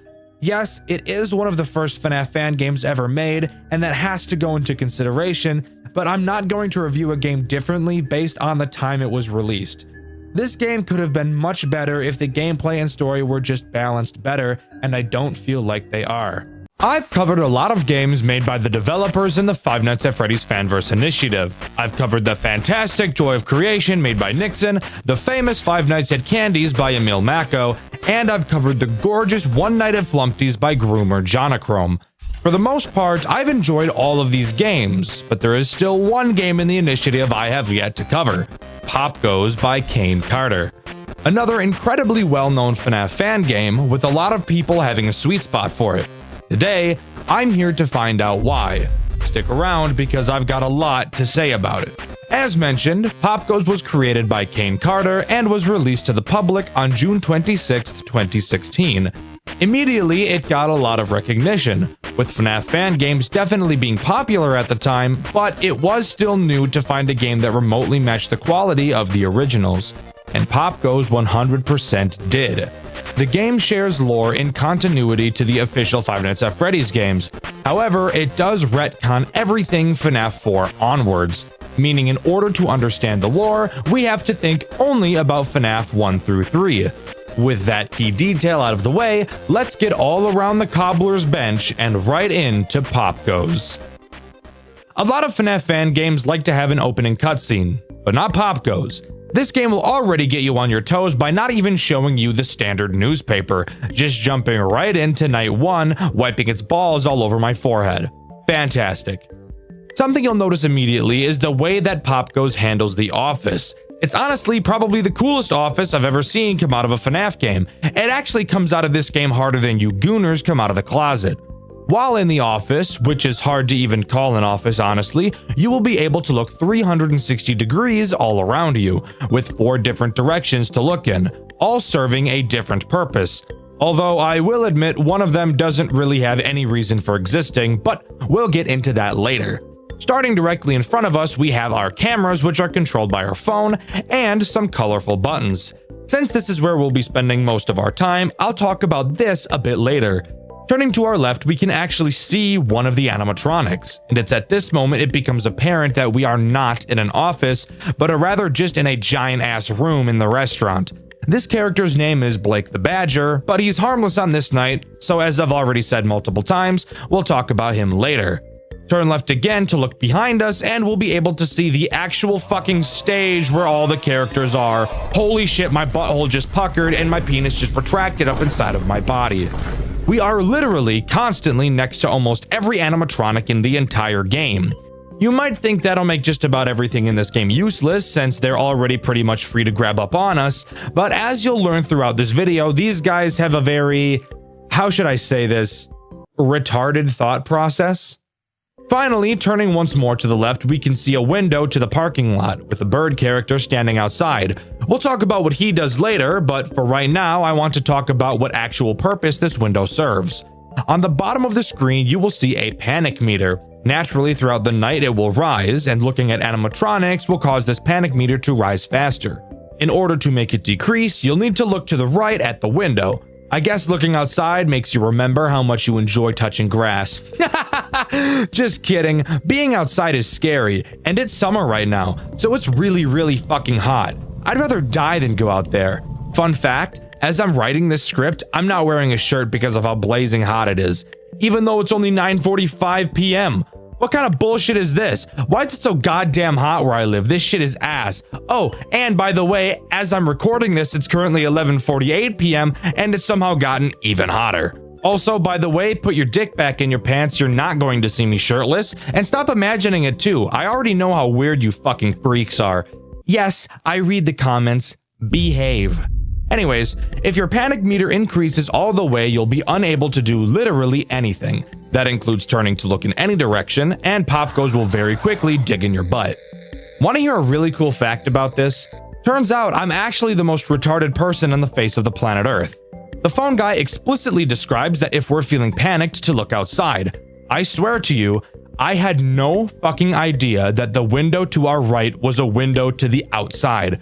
I knew it was a window, but for some reason I couldn't tell that it was to the outside of the building. I thought it was just another room inside the building, and I think the reason I thought that was because the animatronic could be seen through it, and I didn't think that they'd place an animatronic outside. But that still doesn't make sense, because what I thought you had to do was look at camera 10, which is a camera out in the parking lot. While this does seem to decrease your panic very slowly, I thought it was going to be impossible to beat this game because of how slowly it dropped. Again, keep in mind, I can see the crow animatronic in this camera, and it took borderline until night 3 for me to notice that yes, that window is outside, and by looking out of it, my panic will decrease a fuck ton faster. It looks like the panic meter don't exactly work very well though, bro. Like, look, I keep fucking jumping back up and shit. What am I supposed to do with this panic meter, bro? It like doesn't go down consistently at all. Dude, this is bullshit. What the fuck are you supposed to do? That's not possible. What the hell is that bullshit? What? What's the point of turning except to see? Like, what's the point of this? Like this area. Wait, that's the... Oh! I'm retarded. This is the fucking parking lot. He means literally... Guys, I'm actually fucking retarded. Holy shit, guys, I'm a fucking idiot. Oh my god, that has to be actually the fucking stupidest thing I've ever done in my whole life. So, with that out of the way, let's talk about our camera system. Looking at it at a first glance may seem a bit intimidating, but this game actually does a fantastic job at slowly introducing new mechanics. It's actually probably better at this than any other FNAF game I've ever played before. Let's just focus on what needs to be focused on during night 1 and ignore everything else until it becomes relevant. Obviously, you can switch through the cameras like any FNAF game, and the cameras in this game use no power. In fact, this game doesn't even have power to begin with, which I think is something we can all appreciate. The only other thing on the cameras we need to worry about is the room shutdown button. This button does exactly what you think it does, temporarily shuts down the power to a specific room. You'll notice you can only use this button on cameras that have this weird device on them. And if you can't tell what this is, it's a 3D printer. Why are there 3D printers here? Well, canonically, I'm pretty sure it's because the kids that come to the restaurant can print out their own animatronics or something like that. I don't really know. I was more focused on the phone guy talking about his boring ass life. I wasn't really paying attention to the actual story of the game very much. Where these 3D printers come into play during gameplay is when we talk about our boy, Pop Goes the Weasel. Yes, we are actually introducing the main character of the game on night 1, something quite a few FNAF games don't like to do until later nights. Pop Goes will leave his stage and head towards any room with a 3D printer, which, by the way, you can actually turn around and watch him leave via walking through the very room you're sitting in. Remember how I said the characters in this game make some pretty retarded decisions? Yeah, this is one of them. If Pop Goes' goal is to kill me, why doesn't he just do it? He's literally directly behind me. It would not be hard at all. In fact, the only time he does kill you is when your panic meter gets too high. So, if he doesn't kill you himself, how is he a threat? Great question, and one I'm going to answer because, no shit, it'd be a pretty shitty review if I didn't explain anything. Once Pop Goes enters a room with a 3D printer, he will attempt to print out a piece of a character called the Black Rabbit. It's literally just Shadow Bonnie from Five Nights at Freddy's 2. In order to stop him, you will have to shut down the room he's in before he prints it. This will make the printer turn off and will make him leave to go find another one. After a few seconds, the power to the room will automatically come back on, so you don't have to worry about losing sight of the room forever. Pop Goes is completely relentless. The moment you shut down one room, it won't be long until he attacks another, which actually leads to a constant pressure gameplay loop. Typically something I would find unfun, but again, this game actually does it incredibly well, and I think it has everything to do with how well it introduces new mechanics. But back to Pop Goes. If you don't shut down the room fast enough, he will print out a piece of the Black Rabbit and walk back to the office. If you turn around, you can actually catch him placing the piece he printed out on the table behind you. If he prints out every piece, the Black Rabbit will become active and immediately kill you. I personally never died to the Black Rabbit, which goes to show either how easy this game is or how much fun I had playing it that I was able to find a rhythm. I should briefly mention how the phone calls in this game work, since they're also quite a bit different from most I've seen. Unfortunately, the phone guy is British. I know that should be given a warning in and of itself, but let's try to move past that tragedy. After getting the typical phone guy spiel, you're given 3 options for things to ask him, and whatever you choose will actually give you some branching dialogue, giving a small bit of replayability to each night. One option usually elaborates on a mechanic, another usually does some lore dumping, and the final is typically just some silly fun. Small details, I'm telling you. They're what make me appreciate games the most. But after beating Night 1 in typical FNAF game fashion, we're tossed into a post-night 8-bit minigame to do some lore dumping. Except this game actually does it a little different than other games do. Each minigame takes place in the same area. This weird red maze-ass area. I have no idea what the floor is supposed to be made of, but let's ignore that. In this minigame, we play as Stone the Crow. This is the same character that stands outside of your window in the parking lot, by the way. Each character you play as in this minigame will have a different path you need to follow, and a different item you can interact with. This is the route you need to take as Stone. Following this path will lead you to a balloon boy chained up. Once you see him, the minigame ends. However, if you want to get one of the special endings in this game, there is something you need to do first. In each minigame, you will be able to find a secret character named Simon. Once you find him, you will be transformed into what I'm going to call a purified version of the character. Once purified, if you head over to the balloon boy, instead of the game just ending, you'll actually be able to free him from his shackles. This will happen in every minigame, just with different paths and characters. Additionally, if you interact with Balloon Boy's hat before you reach his room, a short cutscene will play. And by cutscene, I mean a single fucking drawing. But hey, that's cool, I suppose. As far as I'm aware, looking at these drawings doesn't aid in getting you a special ending, just some fun extra lore to find. Night 2 introduces 2 new characters, except they both do the exact same thing at the exact same time in the exact same way, so they're basically only one character. Those characters being Saffron and Sarah the Squirrels, aka this game's gooning material. Get your Jergens out, or just use your hand if you have foreskin because your parents don't love you. Saffron and Sarah, like Pop Goes, can be seen on stage directly behind you. They too would prefer to do something incredibly complicated and retarded rather than just blow your back out from behind like any normal attacker would do in this situation. They introduce a new mechanic, your vents. As I'm sure you could guess from me saying that, these two travel through your vents in an attempt to drop down on you and sit on your face, which is exactly why I never stopped them. Anyways, you can toggle your vent camera on a majority of cameras around the building. Think of the map as a big roundabout these two have to go around. They start in camera 8, then go to 6, then 3, then 1, then 2, then 5, then 7, and finally arrive at your office. So you have plenty of time to stop them. But be warned, once they travel into a new vent, they will never go back under any circumstance. So really make sure you stay on top of them. Personally, I'm into femdoms, so I prefer to be on the bottom of them. But that's really not important. When you spot them in your vents, you must turn on your vent heater, which will cause lasers of all things to shoot down in the vent, blocking their path. The phone guy tells you that these lasers will stay on for 1 minute, except this game has a crazy twist, and the twist is that he fucking lied. The lasers actually only stay on for 9 seconds. Not 10, 9. Fuck me, I didn't want to see a nice round number anyways. Don't fret, you don't actually have to keep track and count in your head, as on your cameras a heat symbol will appear whenever your lasers are active, meaning that as long as you know how to use your eyes, you'll always be able to tell whether or not your lasers are on without constantly having to toggle vent to check. Kane could have easily not put this heat symbol in the game, and without changing any mechanics, it would have made it a fuckload more difficult. But Kane cares about video game balancing, and I really respect him for that.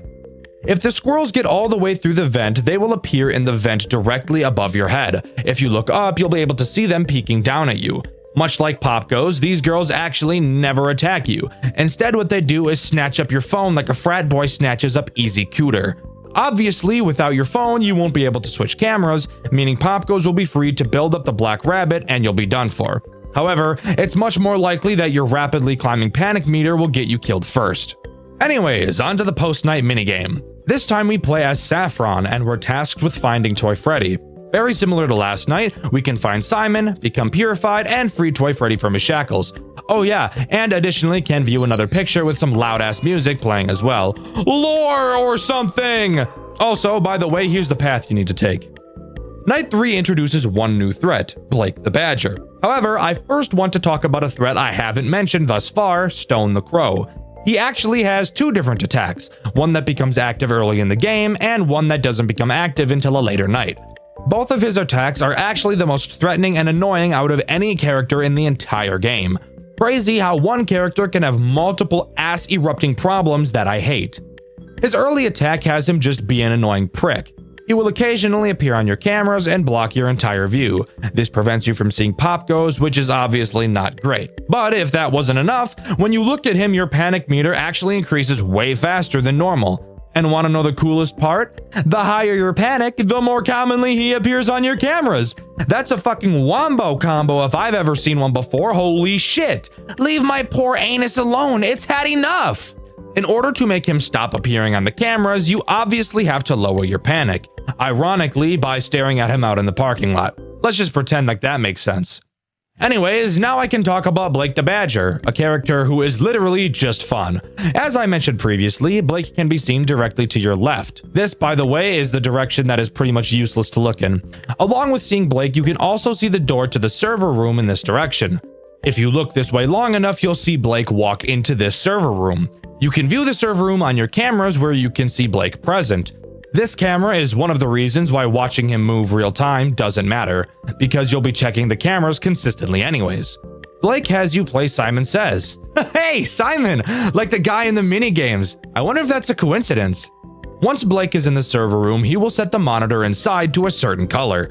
On your desk, you will see 5 different buttons, each with a differently colored circle on them. What you need to do is click the circle that's the same color as the monitor in the server room, and then press the Blake button next to your monitor to call him over so we can check if you chose correctly. When you call him, by the way, he will literally come right up to you. If you turn to the left, you will see him staring right at you, which kind of startled me the first time I saw it. If you got the colors right, he won't attack you and will go back to minding his own business. Get it wrong and you're obviously fucked. Want to hear another reason why looking to the left is not worth it? Well, if Blake happens to be there because he's checking on your color, if you look at him, your panic meter will increase drastically. So there is literally never a good reason to look to your left, ever, so just don't. Night 3's post-night minigame has you play as Sarah. I'm sure you can already guess what you need to do. Find Simon, become fearified, and find my wife Toy Chica and free her from her shackles, and then let her use those shackles on me so she can have her way with me. But let's leave Chica and I alone while you guys move on to Night 4. Oh yeah, and here's the path. Night 4's new threat is Stone the Crow. While yes, I've already established his camera blocking threat, that's not the only threat he has, as I've already mentioned. This is the night where his much more annoying problem arises.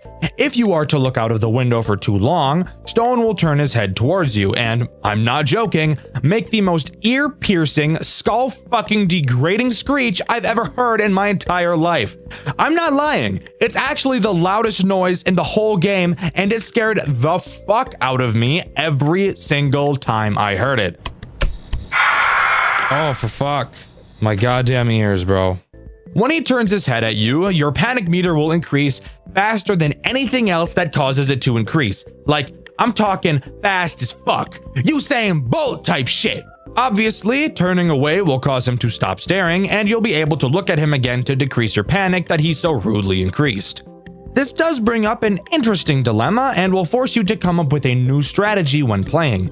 You know that looking out the window for too long will cause him to look at you, but you also need to keep your panic empty so he doesn't appear on the cameras. So you need to figure out a proper way to both deal with Popgoes, the squirrels, and Blake, while also looking out of the window frequently enough to not cause Stone to look at you, while also keeping your panic meter completely empty so he doesn't appear on the cameras. Because once your pattern breaks, it will be very difficult and stressful to get yourself back on track. Night 4's post-night minigame has you play as Blake. Here's the path you have to follow to get to Mangle, but remember to find Simon and purify yourself first. I'll never understand the attraction some people have to Mangle. I don't even see how sex with her would be fun. She's a fucked up mess of wires. Even if you could figure out how to get it done, you'd borderline have to be a contortionist in order to not get yourself injured while doing the deed. Anyways, on to Night 5. Night 5 doesn't introduce any new threat, just being a harder version of Night 4, so I'll use this time to talk about Simon and how he appears in the nights. That's right, Simon himself does appear in each night, however, I never saw him throughout my playthrough, which you can find on my second channel, Dxtr Black, and that's because of how specific finding him is. Each night he will appear in a certain room at a certain time, only for a few seconds, which is why I never saw him. When you find him, you will need to click on one of your Simon Says buttons that corresponds to the color of his eyes. When you do, he will say something to you. Huh, I guess it being Simon Says wasn't a coincidence after all. On night 1, he will appear in the arcade's vent camera at the 526th second of the night. That's right, it's actually that specific. His eye color will be red and he will say the following. Simon Says. On night 2, he'll appear in the birthday room camera at the 116th second. His eyes will be pink and he'll say the following. Keep following me. I'll tell you everything. On night 3, he'll appear in the parking lot camera on the 472nd second. His eyes will be blue and he'll say this. Oh, brother. You must be so fond of him. On night 4, he'll appear in the staff room at the 342nd second of the night. His eyes will be yellow and he'll say the following. Do you think you know who he is? The truth is behind this door. And at night 5, he'll appear in the hallway camera at the 273rd second of the night. His eyes will be green and he will say this. He doesn't want to remember. We can help him tomorrow.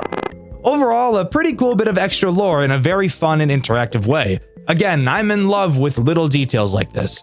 Also, here's another fun fact. If you stare at Simon's screen in the extras menu for too long, your game will crash, so that's pretty cool. Anyways, onto the post-night minigame. Here you play as Pop Goes. Here's the path you have to take to find the worst FNAF character ever designed, Toy Bonnie. And as always, don't forget to find Simon and purify yourself. God, I fucking hate Toy Bonnie. He's the main reason why Five Nights at Freddy's 2 sucks as much dick and balls as it does. I know people have found a way to make 1020 mode not random, but fuck you. He's still a bag of dicks. Night 6 once again adds no new threats, just being the hardest non-custom night in the entire game, really amping up the game's difficulty. I want to talk about two things during this night. This game does probably the best job I've seen at making a challenging experience without being frustrating, janky, or awkward. This night is definitely hard, requiring you to be precise with your mouse, quick with your thinking, and requiring a lot of nerve control throughout. But never throughout my playthrough did I feel like the game was unfair or that there was too much RNG involved. This game is a perfect balance of challenging and engaging. I've truly never seen another FNAF game pull it off as well as this game has.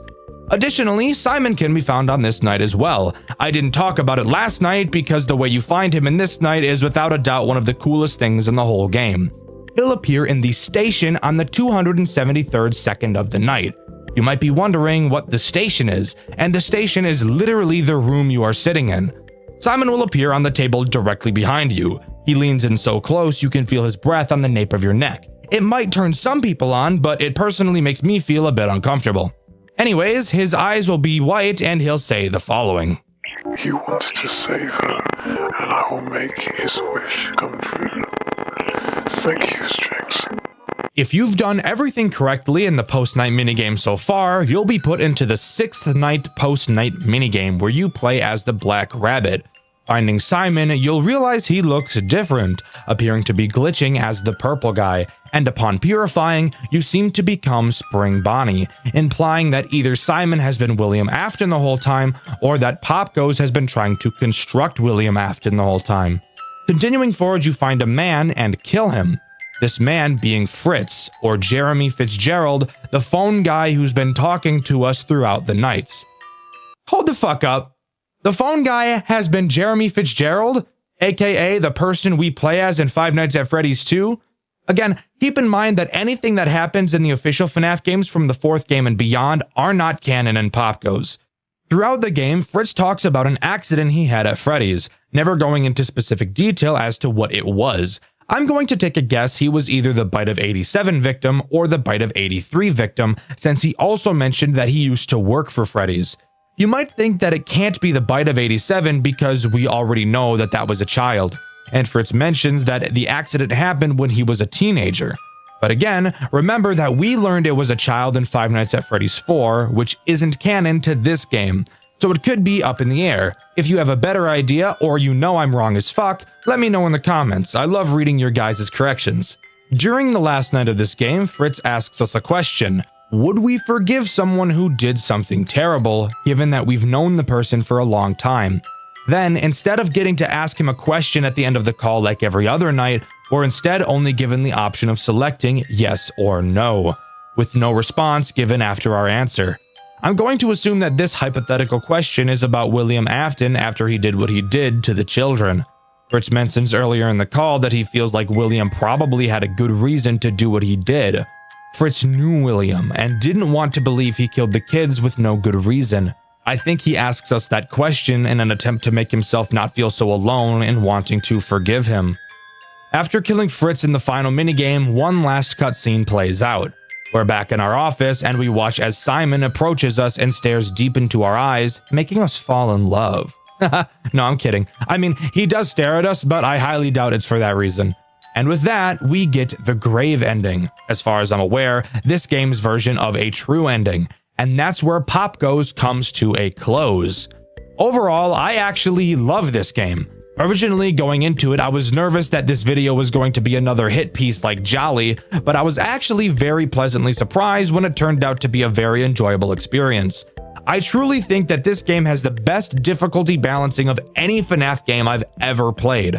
Each mechanic feels solid and has great synergy with every other mechanic, without having the game feel unfair and overwhelming while still providing a satisfying challenge. The story isn't too convoluted, and there's not a lot of garbage hoops to jump through to be able to experience it, which for someone like me, who dreads learning the lore in games, can really appreciate. Because of all of these reasons, I'm placing Pop Goes in my top 10 favorite FNAF games of all time. I honestly really enjoyed my time with this game, and I highly recommend all of you give it a try. You won't regret it. Also, I'm aware that Pop Goes is getting a remake, and I'm incredibly excited to review that when it comes out. But what do you think? Do you agree with me? Or is Pop Goes actually fucking doo-doo ass garbage and I have no idea what I'm talking about? Let me know in the comments below. As of writing this, my Jolly video hasn't come out, so I don't have a question to pull a favorite comment from, and I need to get this video to my editor. The question of this video is, what are your top 10 favorite FNAF games of all time? With the question of the video being asked, I've been Dxtr. Thank you so much for watching, subscribe to the channel, I'd appreciate it a lot, and I'll see you all in the next video. See ya!